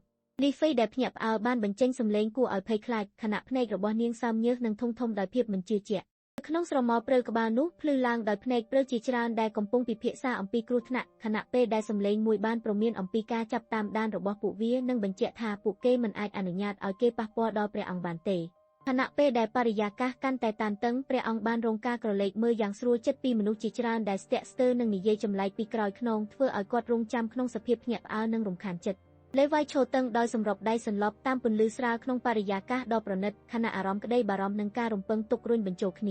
ានៅពេលដែលនាងដើរចូលក្នុងសាលព្រៃបុរាណដោយសំពត់ខ្មៅរលោងកំពុងហូរតាមជើងលើកម្រាលព្រំក្រហមប្រណិតលេវ៉ៃបានប្រកាសដោយសំឡេងដាច់ខាតថានាងមកដល់ហើយទោះយ៉ាងណាខណៈពេលដែលអារម្មណ៍កាន់តែតានតឹងបុតស្ទេចវ័យក្មេងបានបញ្ជាក់យ៉ាងខឹងថាបញ្ហានេះមិនអាចទ្រាំទ្របានទៀតឡើយខណៈលេវ៉ៃលោតចូលមកជិតដោយការព្រួយបារម្ភនៅក្នុងបរិយាកាសស្ងប់ស្ងាត់នោះលេវ៉ៃកំពុងស្ទាក់ស្ទើរក្នុងការចាប់ផ្ដើមបញ្ចេញពាក្យដល់ក្មេងអំពីភាពអាក្រក់របស់ឪពុកដែលបង្កើតឲ្យមានទំនាញអារម្មណ៍បំផុតក្នុងចិត្តនាងលេវ៉ៃបន្តផ្ដល់កម្លាំងវិញដោយបញ្ចេញស្នាមញញឹមភ្លឺចាំងនិងផ្ដល់ដំបូន្មានថាអ្នកគួរតែរក្សាការយកចិត្តទុកដាក់លើសំណាក់វិជ្ជាជីវៈទោះបីជាហេតុការណ៍ពិបាកណាក៏ដោយដើម្បីបន្តសង្ឃឹមនឹងពន្លឺថ្ងៃស្អែកក្នុងបរិយាកាសដ៏តានតឹងនារងចាំចោលបន្ទុកមួយប្រធានក្រុមបានប្រកាសយ៉ាងតឹងរឹងថាគាត់នឹងមិនអត់ឱបដោយសំបីតែស្នាមរំលឹកនៃអំពើខុសហើយមនុស្សម្នាក់ដែលកំពុងដួលលើដីបានសុំអភ័យទោសដោយភាពខ្លាចនឹងនៅក្នុងបរិយាកាសសម្ងាត់នោះអ្នកថែទាំបានខិតជិតបញ្ចេញសម្លេងស្រក្បាប់ដើម្បីបញ្ជូនព័ត៌មានសម្ងាត់ទៅក្មេងបុត្ររដូវជាមួយអារម្មណ៍ប្រុងប្រយ័ត្នខណៈពេលក្មេងបុត្ររងចាំស្ដាប់យ៉ាងក្រអូបក្រអាត់ដោយភាពសំខាន់ក្នុងភ្នែកចន្លោះស្រមោលគាស្និទ្ធនៃ Defi និង Hadad អ្នកបុរសវ័យក្មេងម្នាក់របស់រាជវង្សមួយមានទឹកមុខអន្ទះសារដែលបង្ហាញពីការភ័យខ្លាចមិនអាចលាក់បានខណៈពេលដែលពួកគេបង្ហាញឥទ្ធិពលបង្ហើបឲ្យគាត់ស្រួលបួលក្នុងស្ថានភាពដ៏តានតឹងនោះក្នុងបរិយាកាសស្រពេចស្រពិលនៃសាលធំនាយកុមារបុណ្យថ្លៃថ្នូរម្នាក់បានសម្ដែងការដឹងគុណនិងការរក្សាអំណោយភាពយ៉ាងស្មោះត្រង់ទោះជាអារម្មណ៍គ្រោះនៅក្នុងចិត្តរបស់គេក៏ដោយពីក្រោយរង្វង់មូលក្រពើដែលព័ទ្ធជុំវិញដោយមូលដ្ឋានមុខព្រឹទ្ធព្រាតព្រះអង្គបង្ហាញចរិតអំណាចយ៉ាងមិនខ្លាចអ្វីWith smug confidence sharpening his gaze, the thorny bars only seemed to amplify his menacing arrogance. នៅពេលដែលសិទ្ធិរបស់គាត់ត្រូវបានសួរឡើងវិញយ៉ាងភ្លឺផ្លោងក្នុងបរិយាកាសប្រកបដោយសោភ័ណភាព Prince Priscillian បានបង្ហាញមុខស្រងែតនិងសូម្បីតែខ្យល់ក៏មិនអាចដកបាននៅក្នុងសាលាធំដោយភាពភ្ញាក់ផ្អើលនិងសង្ស័យកាន់តែជ្រេងឡើងមួយសន្ទុះក្រោយមក Prince Priscillian មើលទៅលើដាវដែលដួលសន្លប់នៅលើដីដោយភ្នែកព្រឺព្រួចខណៈដែលនាងសួរទៅថាតើកើតអ្វីឡើងហើយបញ្ជាក់ពីអារម្មណ៍ភ័យខ្លាចនិងការសង្ស័យដែលកើតឡើងក្នុងបរិយាកាសតានតឹងនោះម្សិលមិញព្រះអង្គបានបញ្ជាក់ពីអំណាចរបស់ខ្លួនជាមួយសមាជិករាជវង្សដោយប្រកាសថាគាត់មិនអត់ឱនការចោទប្រកាន់និងទាមទារឲ្យអ្នកការពារបង្ហាញការគោរពត្រឹមត្រូវខណៈដែលអ្នកក្រោមបញ្ជាកំពុងដួលក្បាលសុំអភ័យមិនយូរប៉ុន្មានទីយាតការចាប់អារម្មណ៍បានផ្លាស់ប្ដូរទៅកាន់អ្នកការពារ Millet ដែលប្រកាសជាភាសាមូសាមីថ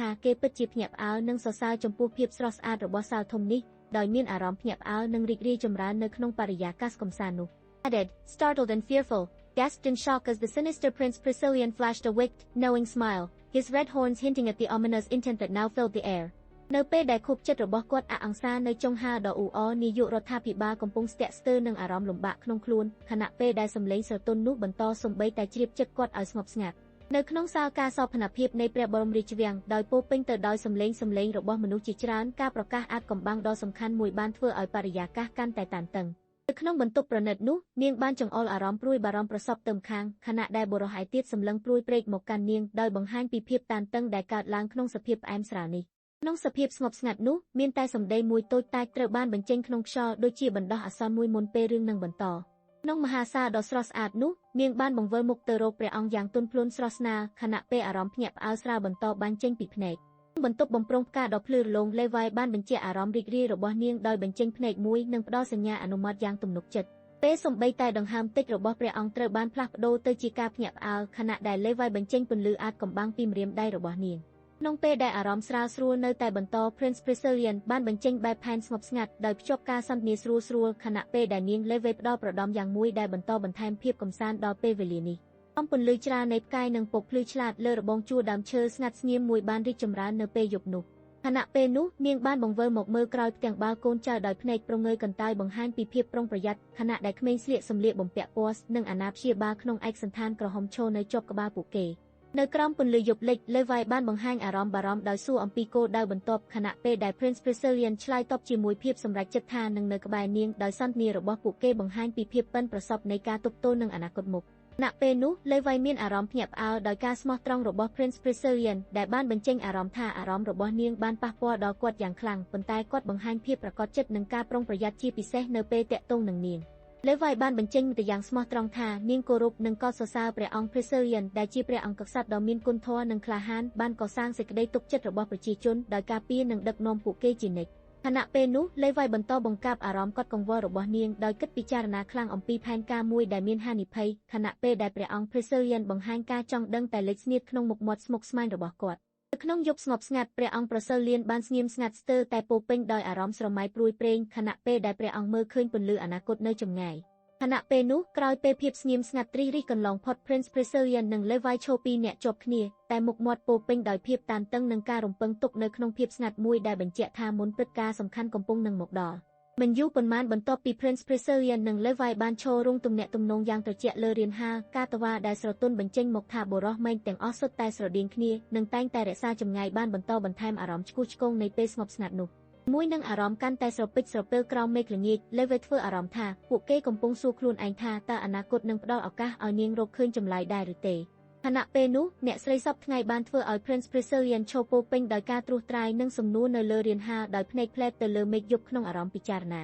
អ្វីត្បិតតែកន្លែងកើតហេតុមានភាពស្ងប់ស្ងាត់ក៏ដោយក៏លោកនៃភាពស្រងូតស្រងាត់បានហូរកាត់ពន្លឺដ៏ស្រទន់នៃកន្លងអន្តែទឹកនិងស្រមោលស្លឹកឈើដែលបន្លឺឡើងពីភាពចលាចលកំបាំងនៅក្រោមផ្នែកខាងមុខដ៏ស្ងប់ស្ងាត់តែនៅក្រោមភាពស្ងប់ស្ងាត់នោះ Leafy បានលូកដៃទៅដោយភាពស្រទន់ពោពាក្យរបស់នាងគួរឲ្យអាណិតណាស់តាក់ទាញការខឹងសម្បារដែលអាចមើលឃើញពីព្រះអង្គម្ចាស់ Preserian នៅពេលដែលការជេរប្រមាថរបស់ពួកគេប្រឆាំងនឹងភាពស្ងប់ស្ងាត់នៃយ៉ប៉ុន្តែផ្កាភ្លើងដ៏កំភ្លុកកំប្លែងរវាងពួកគេបានរលាយបាត់ភ្លាមខណៈដែលនាងឈឺចាប់ខ្លាំងនាងបានកើនទ្វេដងនិងក្អកចេញឈាមរាងកាយរបស់នាងបានប្រេះឆាដោយភាពទន់ខ្សោយក្នុងពេលរាត្រី Preserian ដែលស្ទើរតែមិនអាចបើកភ្នែករបស់គាត់បានបន្ទាប់ពីថ្ងៃដ៏យូរនោះគាត់បានស្រក់ទឹកភ្នែកនៅពេលគាត់ដួលទៅនឹងផ្លូវដែកយ៉ខណៈដែល Levi សំឡេងរបស់នាងតឹងដោយក្តីបារម្ភបានជំរុញគាត់កុំឲ្យសัตว์ទៅនៅក្នុងសំនៀងនៃការត្រួតពិនិត្យជ្រាលជ្រៅព្រះអង្គកំពុងពិចារណាដល់គ្រោះថ្នាក់នៃអំណាចអាថ៌កំបាំងនេះដោយអារម្មណ៍ថានឹងមានផ្លូវជម្រើសដ៏សំខាន់មួយរងចាំនៅមុខ Levi អង្គុយជិតព្រមទាំងញឹមស្រឡាញ់មិនស្ទាក់ស្ទើរនិយាយថាវាហាក់ដូចជាគួរឲ្យស្រឡាញ់ខណៈពេលព្រះអង្គក្មេងក៏ស្រមោលក្បាលដោយអៀនអធ្យាស្រ័យក្នុងអារម្មណ៍កម្រិតបន្ទាប់ពីអារម្មណ៍ធុញថប់នៃព្រះ Leafy ឆ្លងកាត់ Prince Preserian បានស្រវឹងភ្នែកហើយឲ្យដឹងថាគាត់ធុញនឿយហត់កាន់តែច្រើនដោយបង្ហាញពីភាពរងសុខស្រួលនិងចង់សម្រាកប្រហែលជាក្រោយពេល Levi បានបញ្ចេញពាក្យមួយដែលបង្កឲ្យ Prince Preserian មើលគាត់ដោយភ្នែកព្រួយគ្រួនាងក៏អៀនរអួលលឿនបិទមាត់ខ្លួនឯងដោយអារម្មណ៍ភ័យស្លន់ស្លោ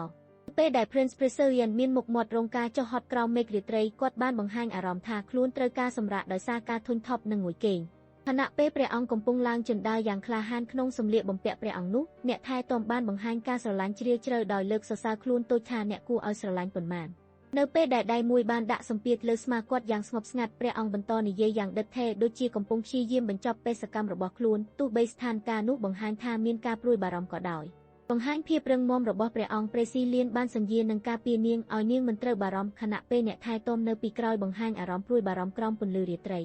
ីប៉ុន្មានទេ Levi បានហៅឲ្យចាប់ផ្ដើមដោយសំឡេងតឹងតែងខណៈពេលដែលអម្ចាស់ក្សត្រប្រស៊ីលៀនក៏ព្រមព្រៀងយ៉ាងរឹងមាំហើយអ្នកអង្គរៈនៅជិតមួយរូបក៏បង្ហាញភាពប្រុងប្រយ័ត្ននៅក្នុងសន្និសីទដ៏អធិរាជនោះមិនទាន់សម្រេចចិត្តថាត្រូវធ្វើបែបណាទោះយ៉ាងណាព្រះអង្គបង្ហាញភាពអំណាចដោយត្រឡប់មកក្រោយភ្លាមនិងបញ្ជាឲ្យបញ្ឈប់ដោយពោពេញទៅដោយសមត្ថភាពនៃអំណាចក្នុងសាលាដ៏ច្របូកច្របល់នោះព្រះអង្គប្រូស៊ីលៀនបានរត់ទៅមុខដោយរបៀបរហ័សយ៉ាងភ្ញាក់ផ្អើលខណៈដែលគាត់បង្ហាញអាកប្បកិរិយាស្ទើរតែខ្លាចនិងស្រែកថានាងគឺរបស់គាត់ហើយថាគាត់មិនអាចបាត់បង់នាងបានឡើយនៅក្នុងសភាពដាច់ដោលនិងស្រពេចស្រពាលនោះទាំង Prince Preserian និង Levi ក៏ត្រេកអាំងជាប់គ្នាខណៈដាវមួយដែលភ្លឺរះនិងបញ្ចេញសំឡេងក្រឡឹងក្រឡាងបានបង្ហាញខ្លួនយ៉ាងអាថ៌កំបាំងក្បែរពួកគេ Levi ឆក់ដោយភាពភ្ញាក់ផ្អើលនិងពាន់ជុំវិញដោយថាមពលអាថ៌កំបាំងបានសម្លឹងមើលជាមួយការភ្ញាក់ចិត្តស្រួលស្រាលជាភស្តុតាងថានាងមិនបានរំពឹងនឹងភាពអស្ចារ្យនេះសោះខណៈពេលដែលសេចក្តីសង្កួសអង្គរចាប់ផ្ដើមផុសចេញ Prince Preserian បានបញ្ចេញថាមពលវេទមន្តដ៏រលឹមជាមួយភ្លើងនិងអគ្គិសនីបណ្ដាលឲ្យអាកាសជុំវិញរបស់គាត់ក្លាយជាទីកន្លែងតានតឹងទាំងកាន់ដាវរឹងមាំស្រាប់សម្ដៅទៅមុខ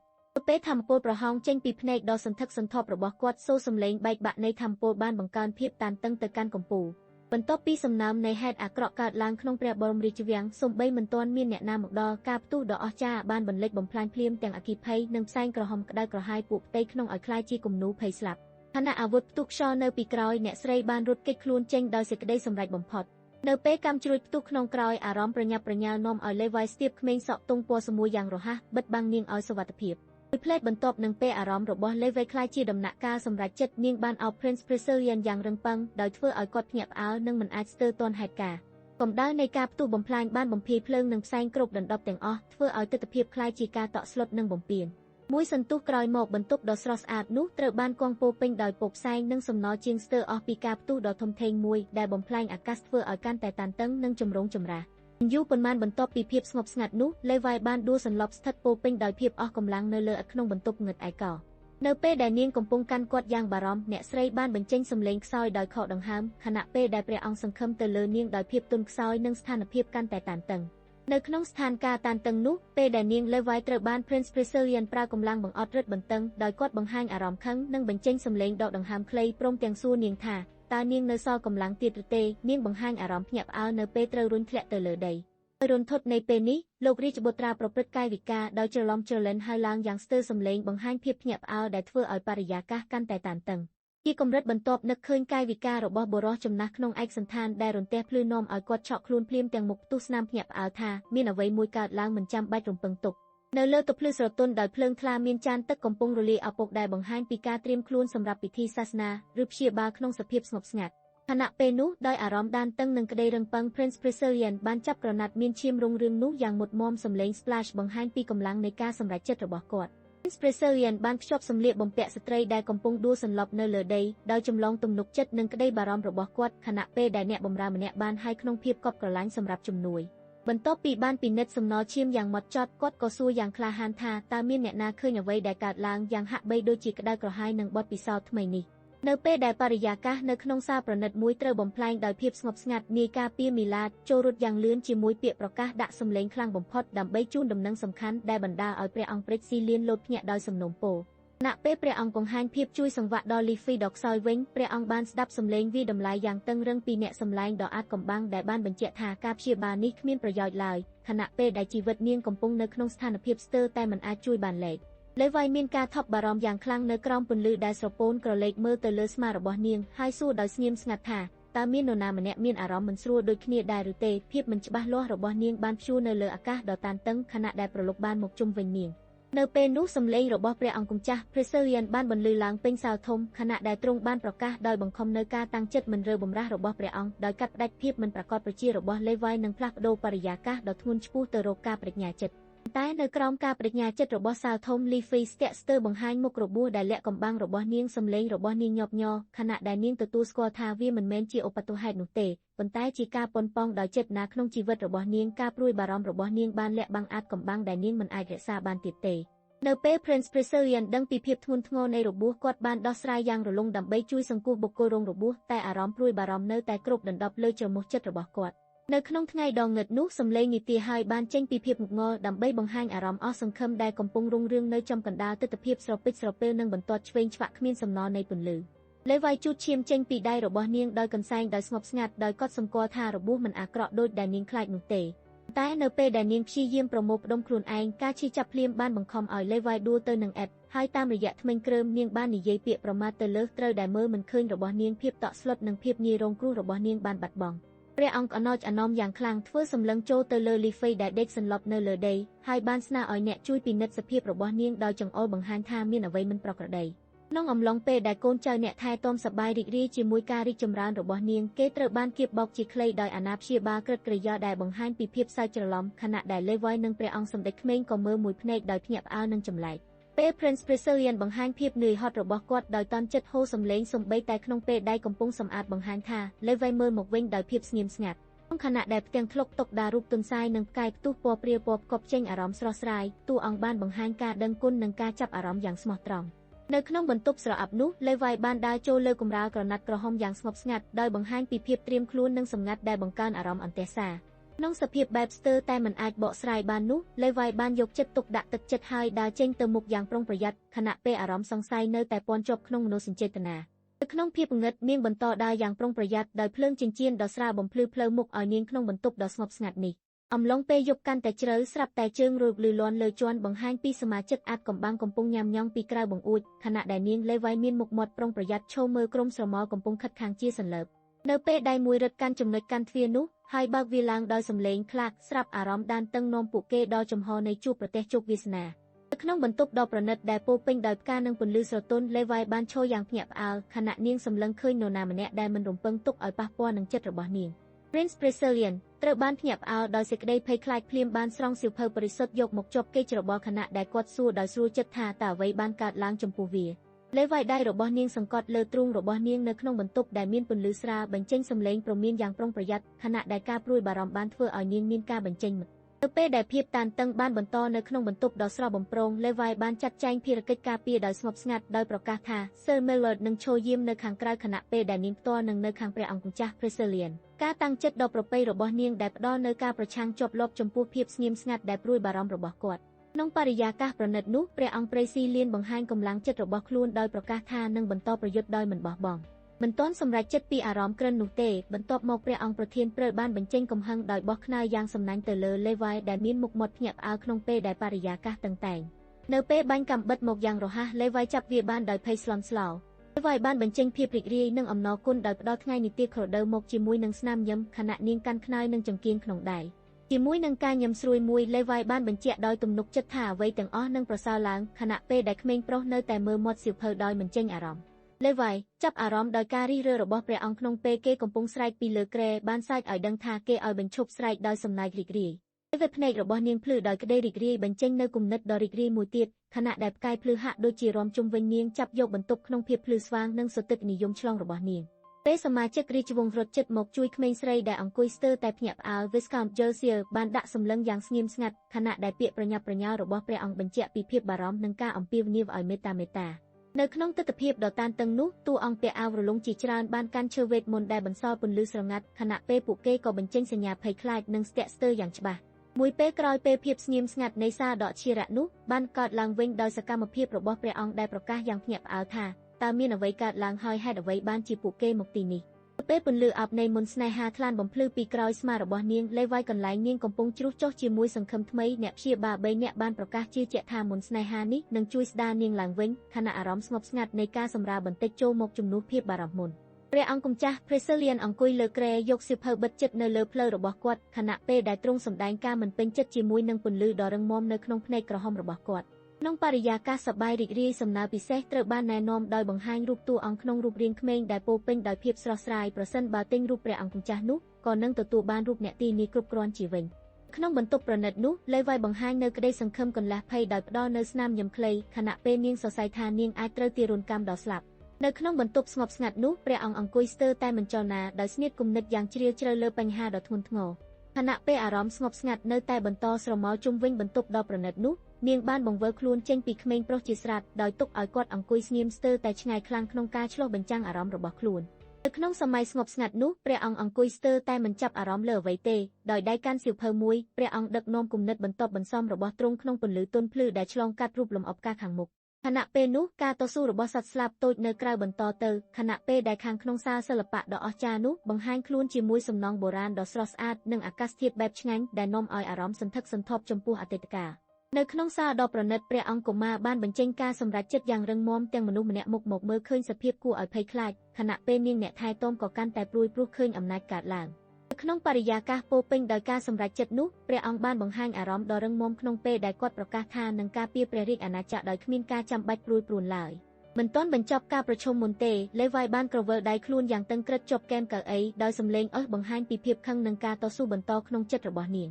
ក្នុងពេលដែលគាត់អង្គុយលើគ្រែដោយកាន់សៀវភៅក្នុងដៃនិងអារម្មណ៍ស្រួលស្រាលមិនបាន Prince Preselian បានបញ្ចេញអារម្មណ៍មិនពេញចិត្តរបស់គាត់ចេញជាសម្ដីដូចជាការតវ៉ាដោយភ្ញាក់ផ្អើលនៅសម័យដែលការរីករាយរបស់នាងក្លាយជាកម្លាំងបំភ្លឺបន្ទប់មួយទាំងមូលលេវ៉ៃបានសើចឡើងយ៉ាងរីករាយដោយលើកដៃបង្ហាញពីភាពសប្បាយចិត្តយ៉ាងស្មោះត្រង់បន្ទាប់ពីបានឃើញសភាពសង្កួសនៃពេលនេះអ្នកថែទាំបានបង្ហាញអារម្មណ៍ព្រួយបារម្ភដោយត្រៀមព្រមានពីហានិភ័យនៃជម្លោះខណៈពេលដែលព្រះអង្គក្មេងនៅតែស្ទាក់ស្ទើរនៅលើគ្រែដោយសង្ស័យលេវ៉ៃបានលាតដៃសួរទាំងភ្ញាក់ផ្អើលនៅសំណួរដែលបង្កើនភាពតានតឹងនៅពេលនោះនៅពេលដែលនាងបន្តបញ្ជាក់អារម្មណ៍រីករាយដោយបង្ហាញក្បាលបត់វែងយ៉ាងលេងសើចនិងនិយាយសំណេះសំណាលទៅកាន់ព្រះអង្គម្ចាស់ដែលអង្គុយនៅទីនោះនាងបានសើចឲ្យសំឡេងពេញបន្ទប់ខណៈពេលព្រះអង្គនិយមស្ដាប់ដោយក្តីចាប់អារម្មណ៍នៅលើគ្រែ Prince Preselian បានបង្ហាញនៅការមានទុក្ខកង្វល់និងឈឺចាប់ដោយគាត់សម្ដែងអំពីអារម្មណ៍មិនស្រួលខ្លួននៅចំពោះមុខអ្នកថែទាំដែលកាន់តែព្រួយបារម្ភពីសុខភាពរបស់គាត់ខណៈពេល Prince Preselian នៅតែស្ងៀមស្ងាត់លើគ្រែអារម្មណ៍បារម្ភរបស់ Levi បានបង្ហាញតាមរយៈសំណួររបស់នាងដែលបញ្ចេញក្តីខ្លាចថាគាត់នឹងនៅតែអះអាងថាមិនបងសំខាន់ក្នុងពេលនាងស្ដារភាពជាធម្មតាវិញ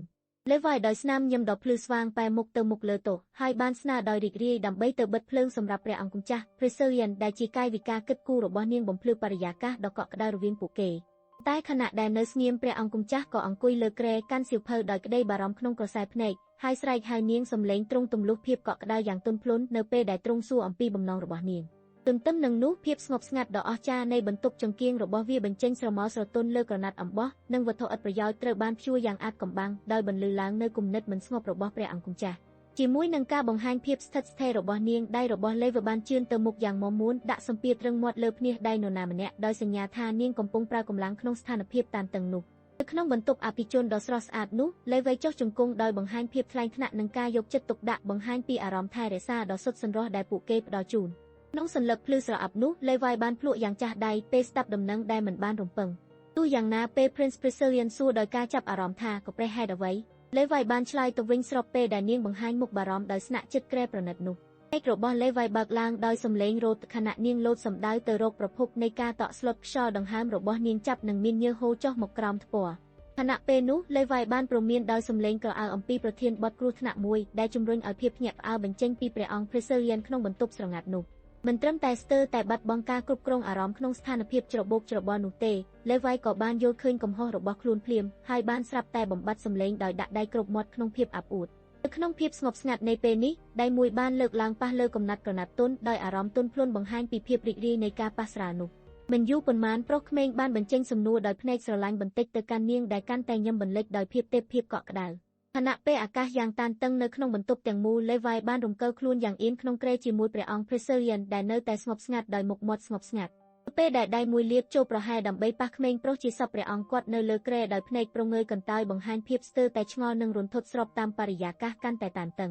នៅក្នុងបន្ទប់ដ៏ស្ងប់ស្ងាត់ Prince Priscillian បានបបខ្លួនចេញពីលេវដោយមុខមើលទៅឆ្ងាយក្នុងសភាពតានតឹងខណៈពេលដែលនាងនៅលើគ្រែប្រញាប់ប្រញ័រសង្កេតទាំងអារម្មណ៍កង្វល់នៅក្នុងបន្ទប់ស្ងប់ស្ងាត់នោះលេវដេកស្រងោក្រោមភួយព្រើមុខនិងអោនដៃដោយបញ្ចេញអារម្មណ៍ខឹងកង្វល់ថាអ្វីមិនដូចដែលនាងសង្ឃឹមឡើយខណៈពេលដែលអារម្មណ៍ស្រពេចស្រពិលឆ្លងកាត់បន្ទប់លេវលាតត្រដាងភាពសង្រួលក្នុងចិត្តដោយប៉ុនប៉ងផ្ដល់ការជ្រាបចិត្តមួយកន្លែងប៉ុន្តែបញ្ចប់ដោយការបោះបង់ខណៈដែល Priscillian ប្រាប់ខ្លួនឯងឲ្យពន្លីចេញដោយមុខក្រហមស្រងាយពីព្រោះភាពតានតឹងបន្តស្ថិតនៅចន្លោះពួកគេលើក្រែភ្លឺស្រអាប់នោះលេវបានផ្អាក Prince Priscillian មិនឲ្យដើរជាចិត្តទៅកាន់អតីតកាលទៀតដោយព្យាយាមបញ្ចេញសំឡេងស្រួលចិត្តនិងធ្វើឲ្យគាត់មានអារម្មណ៍ថាអ្វីកន្លងមកនឹងមិនអាចប៉ះពាល់ដល់ពួកគេបានទេជាការឆ្លើយតបនឹងការបោះបង់របស់លេវនេះ Prince Priscillian បានបិទក្រណាត់យកមកជាប់ខ្លួនហើយបញ្ជាក់ដោយសំឡេងកម្រិតថាគាត់មិនចង់បោះបង់ឡើយលេវដេកនៅលើគ្រែស្នាមញឹមដ៏ទន់ភ្លន់លេងពេញបូរមាត់របស់នាងខណៈដែលភាពស្ងប់ស្ងាត់បានមកលើនាងភាពស្កប់ស្កល់របស់នាងបានសាយភាយទន់ភ្លន់ទៅក្នុងភាពស្ងប់ស្ងាត់ដ៏ស្ងប់ស្ងាត់នាពេលរាត្រីខណៈពេលដែលភាពស្ងប់ស្ងាត់បានស្ងប់ស្ងាត់ទិដ្ឋភាពបានផ្លាស់ប្ដូរទៅខាងក្រៅទៅកាន់វាំងដ៏ធំសម្បើមមួយដែលងូតទឹកក្នុងភាពស្ងប់ស្ងាត់រាត្រីអាថ៌កំបាំងខណៈពេលដែលការសូត្រធម៌ដ៏មហិមាមួយបានបន្លឺឡើងក្នុងភាពងឹតដោយប្រាប់ឲ្យដឹងថាកងកម្លាំងដែលមើលមិនឃើញបានកំពុងមានចលនារួចហើ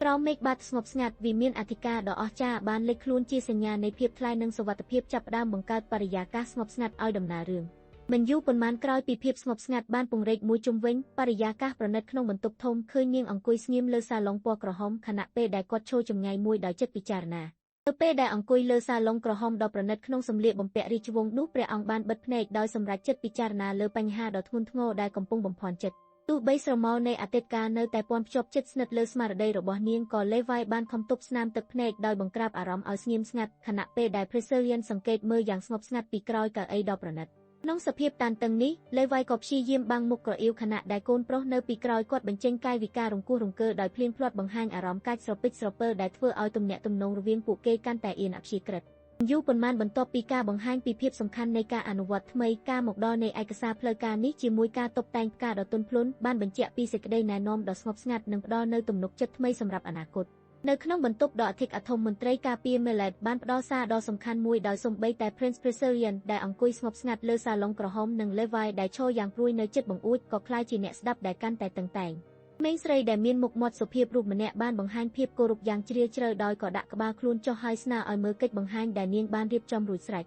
Leviដែលនៅតែរំជួលចិត្តពីភាពតក់ស្លុតនោះបានវិលជុំវិញនៅពេលដែលបុរសវ័យក្មេងនៅពីក្រោយកៅអីសំឡេងរបស់គាត់ស្ងប់ស្ងាត់ប៉ុន្តែកំពុងកាត់បន្ថយបានរំខានដល់ការភ័ន្តច្រឡំរបស់នាងដោយសម្អាតបំពង់របស់គាត់និងជាសញ្ញាថាអ្វីមួយដែលសំខាន់គឺចិត្តនឹងត្រូវបានបង្ហាញក្រោមរូបភាពផ្កាដែលប្រៀបបានជាព្រំដែននាងកូនក្រមុំស្លៀកសម្លៀកបំពាក់ពណ៌ផ្កាឈូកបានព្រួយសំពាសចុះស្លាប់ខ្លួនក្នុងអារម្មណ៍ភ័យខ្លាចនិងបំភ្លឺចិត្តខណៈពេលដែលសមាជិកបុរសម្នាក់ឈរប្រព្រឹត្តការនៅពីក្រោយដើម្បីការពារពីគ្រោះថ្នាក់ ស្រាប់តែបន្ទប់ត្រូវបានបំភ្លឺដោយខ្យល់រន្ទះដ៏អាតកំបាំងបង្ហាញពីព្រះអង្គនិងអ្នកថែទាំដែលសន្លប់ជាប់កៅអីព្រួយភ័យក្រោមស្រមោលហានិភ័យថ្មីព្រះអង្គម្ចាស់ Preselian បានសរសើរថាតើពួកគេស័ក្តិសមគ្នាប៉ុណ្ណាភាពសប្បាយរីករាយរបស់គាត់ធ្វើឲ្យលេវៃខ្មាស់អៀនកាន់តែជ្រៅនៅពេលដែលនាងញឹមយ៉ាងតឹងរឹងក្រោមការសរសើរដ៏កក់ក្ដៅរបស់គាត់ខណៈដែលគិលានុបដ្ឋាយិកាដែលខ្មាស់អៀនបានឈរនៅក្បែរនោះហើយអង្គរៈបានសង្កេតមើលទិដ្ឋភាពក្នុងភាពស្ងៀមស្ងាត់ប៉ុន្តែនៅពេលដែលភាពតានតឹងបានផ្លាស់ប្ដូរការព្រមានការពារមួយត្រូវបានចេញនៅចំពោះមុខព្រះអង្គម្ចាស់ដោយធានាថាការគំរាមកំហែងណាមួយនឹងត្រូវបានឆ្លើយតបជាមួយនឹងវិធានការរហ័សដើម្បីរក្សាគាត់ឲ្យមានសុវត្ថិភាព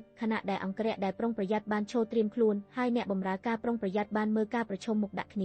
ាក្នុងស៊ុំផ្កាពណ៌ផ្កាឈូកដ៏ស្រស់ស្អាតអត្ថបទបង្ហាញពីការចាប់ផ្ដើមផ្នែកថ្មីបញ្ចូលបរិយាកាសស្ងប់ស្ងាត់និងសោភ័ណភាពខណៈដែលបរិយាកាសតានតឹងនៅជុំវិញព្រះអង្គស្រីលីភីបានបង្ហាញអាកប្បកិរិយាធ្វើបែបចេញដោយបង្ហាញភាពអស់កម្លាំងហើយនៅពេលនាងនិយាយលាស្ទិចយ៉ាងសម្លេងស្រទន់ព្រះអង្គបានច្រវល់ដៃដើម្បីទប់ស្កាត់អារម្មណ៍ពិបាកចិត្តក្នុងនាទីលេងលះនេះក្នុងសភាពស្ងប់ស្ងាត់នោះដៃមួយកំពុងក្រឡេកឯកសារសំខាន់ដោយប្រុងប្រយ័ត្នហើយអារម្មណ៍នៃការចងចាំនិងពិចារណាធ្វើឲ្យពេលវេលាទំនេរដូចជាចង្អុលបង្ហាញទៅអនាគតក្នុងatmosphere ស្រទន់នៃការយល់ដឹងពីគ្រោះថ្នាក់ដែលនឹងមកដល់ព្រះអង្គបានបញ្ជាក់យ៉ាងម៉ត់ចត់អំពីយុទ្ធសាស្ត្រការពារខណៈ Levi ស្ថិតក្នុងសភាពប៉ិនប្រសប់ពិចារណាដោយអំណត់លើផែនការនេះនៅក្នុងបន្ទប់តុបតែងយ៉ាងប្រណិតពេលដែលព្រះអង្គប្រេស៊ីលៀនសំពះតែយ៉ាងស្ងប់ស្ងាត់បង្កើតអារម្មណ៍សុខស្រួលខណៈ Levi បង្ហាញភាពគៀកកាប់របស់នាងដោយបិទបំបាក់ក្រដាសឬក្រណាត់យ៉ាងលាក់លៀមនៅសម័យដែលប្រធានបទនៃដាវដ៏អស្ចារ្យត្រូវបានបង្ហាញបរិយាកាសត្រជាក់និងអាចកំបាំងកាន់តែខ្លាំងឡើងដោយពន្លឺអាចកំបាំងបញ្ចូលគ្នាជាមួយស្នាមឈាមលើដាវនោះនៅក្នុងបន្ទប់ដ៏អធិកឋាននាងបានក្រឡាប់ក្រដាសក្នុងដៃរបស់ខ្លួនយ៉ាងពេញចិត្តដោយបង្ហាញពីការចង់កងប្រាថ្នាថ្មីមួយដែលកំពុងកើតឡើងក្នុងចិត្តដោយបានព្យាយាមចូលទៅជិតគោលដៅតួអង្គត្រូវបានចាប់ដោយអន្ទាក់លាក់កំបាំងហើយនៅពេលដែលការដឹងដ៏ត្រជាក់នៃគ្រោះថ្នាក់ដែលបានកំណត់មកភាពងឹតដ៏អាក្រក់បានចាប់ផ្ដើមលេបត្របាក់ពួកគេដោយលេបយកក្តីសង្ឃឹមទាំងអស់ប៉ុន្តែខណៈដែលស្រមោលគំរាមលេបត្របាក់អ្វីទាំងអស់នោះអណ្ដាតភ្លើងបានឆាបឆេះឡើងDickie Wondered បានផុសឡើងដោយឆាបឆេះនិងក្រសែភ្នែកដោយមានការតាំងចិត្តមិនចេះអត់ធ្មត់បង្ខំអង្គរៈដ៏គួរឲ្យភ័យខ្លាចរើបំរះខណៈភាពភ័យខ្លាចបានមកលើគាត់នៅពេលដែលកម្ដៅបានរសាត់ទៅតួប្រុសរបស់ Meward ដែលចាញ់នោះបានលាតសន្ធឹងនៅជិតភ្លើងដែលកំពុងឆេះខណៈអ្នកដែលនៅក្បែរនោះបានផ្ទុះសំណើចដែលមិនអាចទប់ទល់បានចំពោះភាពមិនសមហេតុផលនៃការដួលរំរបស់វានៅក្នុងបន្ទប់ដ៏ធ្វើឲ្យស្ងប់ស្ងាត់នោះគាត់បានញឹមបន្តិចក្នុងសម័យបដិសេធយ៉ាងស្ងប់ស្ងាត់ខណៈសំឡេងទង្គិចទ្វារយ៉ាងខ្លាំងបានបំភាន់ភាពស្រទន់នៃពេលវេលានៅពេលដែលព្រះអង្គស្ថិតលើសាឡនដ៏ប្រណិតដោយមានមុខមើលមិនសប្បាយចិត្តស្រាប់តែ Levi បាននិយាយបែបលេងសើចបន្លឺអារម្មណ៍ដោយព្យាយាមបំបត្តិការខឹងរបស់ព្រះអង្គក្នុងការសន្ទនាថ្មីនេះដោយមុខមាត់ពោពេញដោយកំហឹងក្មេងប្រុសបានស្រែកបញ្ជាក់យ៉ាងមុតមមថាក្មេងស្រីមានអាយុត្រឹម5ឆ្នាំប៉ុណ្ណោះខណៈដែលនារីសក់ពណ៌ផ្កាឈូកមើលគាត់ដោយអារម្មណ៍ព្រួយបារម្ភបន្ទាប់ពីភាពសប្បាយរីករាយនោះ Levi បានលេងសំណើចបន្តដោយបង្ហាញក្រចកមួយស្រស់ស្អាតភ្លឺហើយនាងបានបញ្ចេញសំណើមថាគេគ្រាន់តែមាន4ឆ្នាំប៉ុណ្ណោះបង្ហាញអារម្មណ៍រីករាយនិងលាក់កំប្លែងព្រោះអារម្មណ៍ក្រហាយកំពុងរីកមាតុកម្មព្រះអង្គបានបង្ហាញការកាថាយ៉ាងខ្លាំងដោយគាត់ស្រែកឡើងក្នុងភាពខឹងជ្រោលមិនទាន់សម្រេចចិត្តពីអ្វីដែលកើតឡើងទេ Levi បានស្ទាក់ស្ទើរកម្រិតខ្លាំងដោយនាងគិតថា Prince Preselian មិនអាចប្រើម៉ាសេកបានទេប៉ុន្តែក្នុងពេលដែលគាត់កំពុងកាន់ក្បាលរបស់គាត់ដោយជិះចាប់វាបានបង្ហាញឲ្យឃើញថាមានអ្វីមួយលាក់លៀមសល់ពីអតីតកាលរបស់គាត់ព្រះអង្គបង្ហាញទស្សនៈមិនអើពើដោយរសៀលដៃបដិសេធខណៈដែលនាង Levi កាន់តែចង់ដឹងហេតុការណ៍ពីក្រោយសូហ្វាដ៏ប្រណិតក្នុងសំណាញ់នៃការខកចិត្តនាយកុមារីជិកសពបានសម្រេចថាភាពអស្ចារ្យរបស់មុនស្នេហ៍មិនអាចដោះស្រាយបញ្ហាទាំងអស់ទេខណៈពេលនោះអារម្មណ៍បរាជ័យបានលេចឡើងក្នុងចិត្តរបស់គាត់បន្ទាប់ពីអារម្មណ៍សង្វាក់ពីការសម្រេចចិត្តរបស់នាងកន្លងមក Levi បានបង្ហាញភាពរឹងមាំដោយតម្រង់ដៃជាមួយនឹងក្តីទំនងចិត្តស្រស់ស្រាយខណៈពេលដែលអង្គប្រសើរសម្ដែងការភ្ញាក់ផ្អើលមើលនាងពីខាងក្រោយកៅអីនៅពេលដែលសំឡេងបុកទ្វារស្រាប់បាននឹងចូលមកក្នុងបរិយាកាសស្ងប់ Prince Preselian បានលោតឈរឡើងដោយភាពភ្ញាក់ផ្អើលខណៈ Levi ឆ្លើយតបជាមួយអារម្មណ៍ចង់ដឹងថានរណាមកដល់នៅក្នុងបន្ទប់ដ៏ឆើតឆាយដែលពោពេញដោយផ្កា Prince Preselian បានបង្ហាញភាពគោរពសុចរិតរបស់គាត់ក្នុងការនិយាយថាគាត់សូមសុខភាពស្មោះត្រង់ចំពោះនគរដោយចូលរួមជាមួយនឹងការជឿព្រះភក្ត្ររបស់ Levi ដែលកំពុងបង្ហាញភាពសុភាពរាបសារចំពោះព្រះអង្គ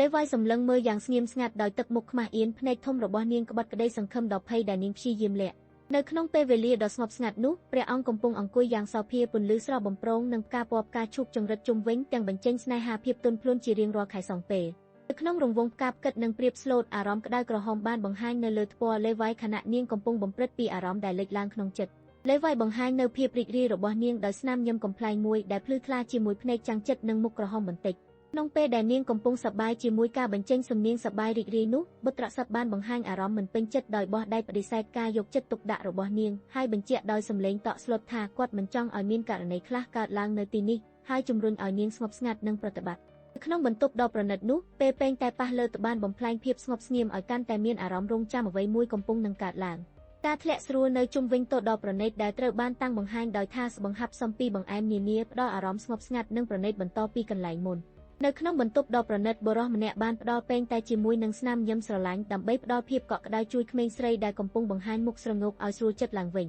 ក្នុងនាមជាការឆ្លើយតបនឹងអារម្មណ៍ក្លាហានរបស់គាត់ទឹកមុខតឹងតែងបង្ហាញឲ្យឃើញពេលជើងរបស់ព្រះអង្គបោះជើងលើកៅអីយ៉ាងសន្ធោសន្ធៅបន្ទាប់ពីអារម្មណ៍បោកបែបនោះលេវ៉ៃបានបង្ហាញភាពខ្សោយរបស់នាងដោយអង្គុយលើសាឡុងព្រមទាំងជូតទឹកភ្នែកហើយមានសម្លេងស្រក់សឹកបង្ហាញពីទុក្ខព្រួយនៅក្នុងចិត្តនៅក្នុងបរិយាកាសស្ងប់ស្ងៀមនោះលេវ៉ៃដកដង្ហើមយឺតខណៈដែលនាងលុតភ្នែកឆ្វេងស្ដាប់អារម្មណ៍ផ្ទៃក្នុងរបស់ខ្លួនដោយអារម្មណ៍ស្ទាក់ស្ទើរ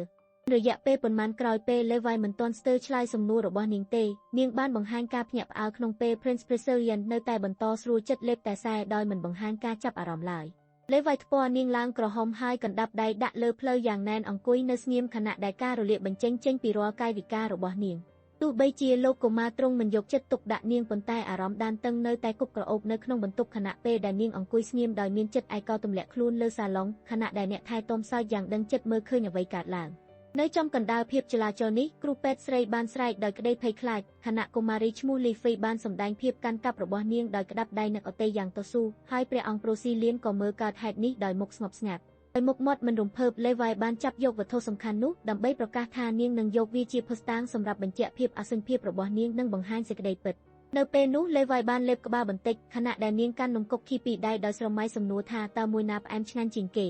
ខណៈពេលនោះលេវ៉ៃបង្ហាញក្តីរីករាយរបស់នាងដោយញឹមសប្បាយចិត្តហើយបង្ហាញអារម្មណ៍ថាអ្វីដែលនាងបានរស់ស្រួលនោះមានរសជាតិត្រាតែផ្អែមលេវ៉ៃបើកភ្នែកធំដោយការភ្ញាក់ផ្អើលសួរដោយអន្ទះសារចង់ដឹងថាតើខូគីត្រូវបានដុតនំថ្មីឬអត់នៅក្នុងបន្ទប់ស្ងប់ Prince Preselian កាន់ពេងតែដោយដៃស្ទាក់ស្ទើររួមជាមួយមុខគ្រោះគំនិតព្រួយបារម្ភបង្ហាញអារម្មណ៍មិនប្រាកដចិត្តនៅក្នុងខ្លួនពេលនាងអង្គុយលើសាឡុងហើយរវល់ញ៉ាំនំដ៏ស្រស់ស្អាតដោយមុខក្រអៀវនិងក្រអើងអារម្មណ៍ស្រួលចិត្តនិងភាពស្មោះត្រង់របស់នាងធ្វើឲ្យទិដ្ឋភាពទាំងមូលកាន់តែស្រស់ស្អាតបន្ថែមទៀតនៅលើតុតែដ៏ប្រណិតការស្ងៀមស្ងាត់និងភាពតានតឹងកើតឡើងជាមួយពួកគេដែលគ្រប់គ្នាសម្ពាធដោយអារម្មណ៍មិនព្រមចុះសម្រុងដោយសមាជិកម្នាក់បានបញ្ចេញអារម្មណ៍ថាអ្នកណាមួយមានទឹកចិត្តរឹងមាំខណៈពេលអ្នកផ្សេងនៅតែទប់ស្កាត់ពាក្យសម្ដីរបស់ខ្លួនព្រះអង្គម្ចាស់ Preselian ដកដង្ហើមធំពេលទ្រង់គង់លើកៅអីដ៏ប្រណិតទិដ្ឋភាពដ៏លំបាកក្នុងភ្នែករបស់ទ្រង់កាន់តែជ្រៅខណៈពេលដែលទ្រង់ពិសាតែក្នុងភាពស្ងៀមស្ងាត់លេវ៉ៃបង្ហាញភាពរីករាយរបស់នាងដោយញឹមសប្បាយចិត្តខណៈដែលនាងលើកនំបញ្ចុកពីរឡើងបង្ហាញថានាងសប្បាយចិត្តជាខ្លាំងខណៈពេលនោះដៃពីរបានបំបែកនំខូគីជាពីរផ្នែកយ៉ាងស្ងប់ស្ងាត់ខណៈម្សៅនំតិចធ្លាក់ចុះបង្ហាញពីភាពងាយស្រួលនៃពេលវេលានៃការចែករំលែកលេវ៉ៃបានប្រកាសយ៉ាងរីករាយថានាងអាចផ្ដល់ខូគីមួយនេះជំនួសមួយដទៃដោយលេបភ្លឺភ្នែកនិងបញ្ជូនវាទៅកាន់ព្រឹទ្ធ Preselian ដែលកំពុងភ្ញាក់ផ្អើលក្នុងទេសភាពស្រស់ស្រាយនៃទឹកតែ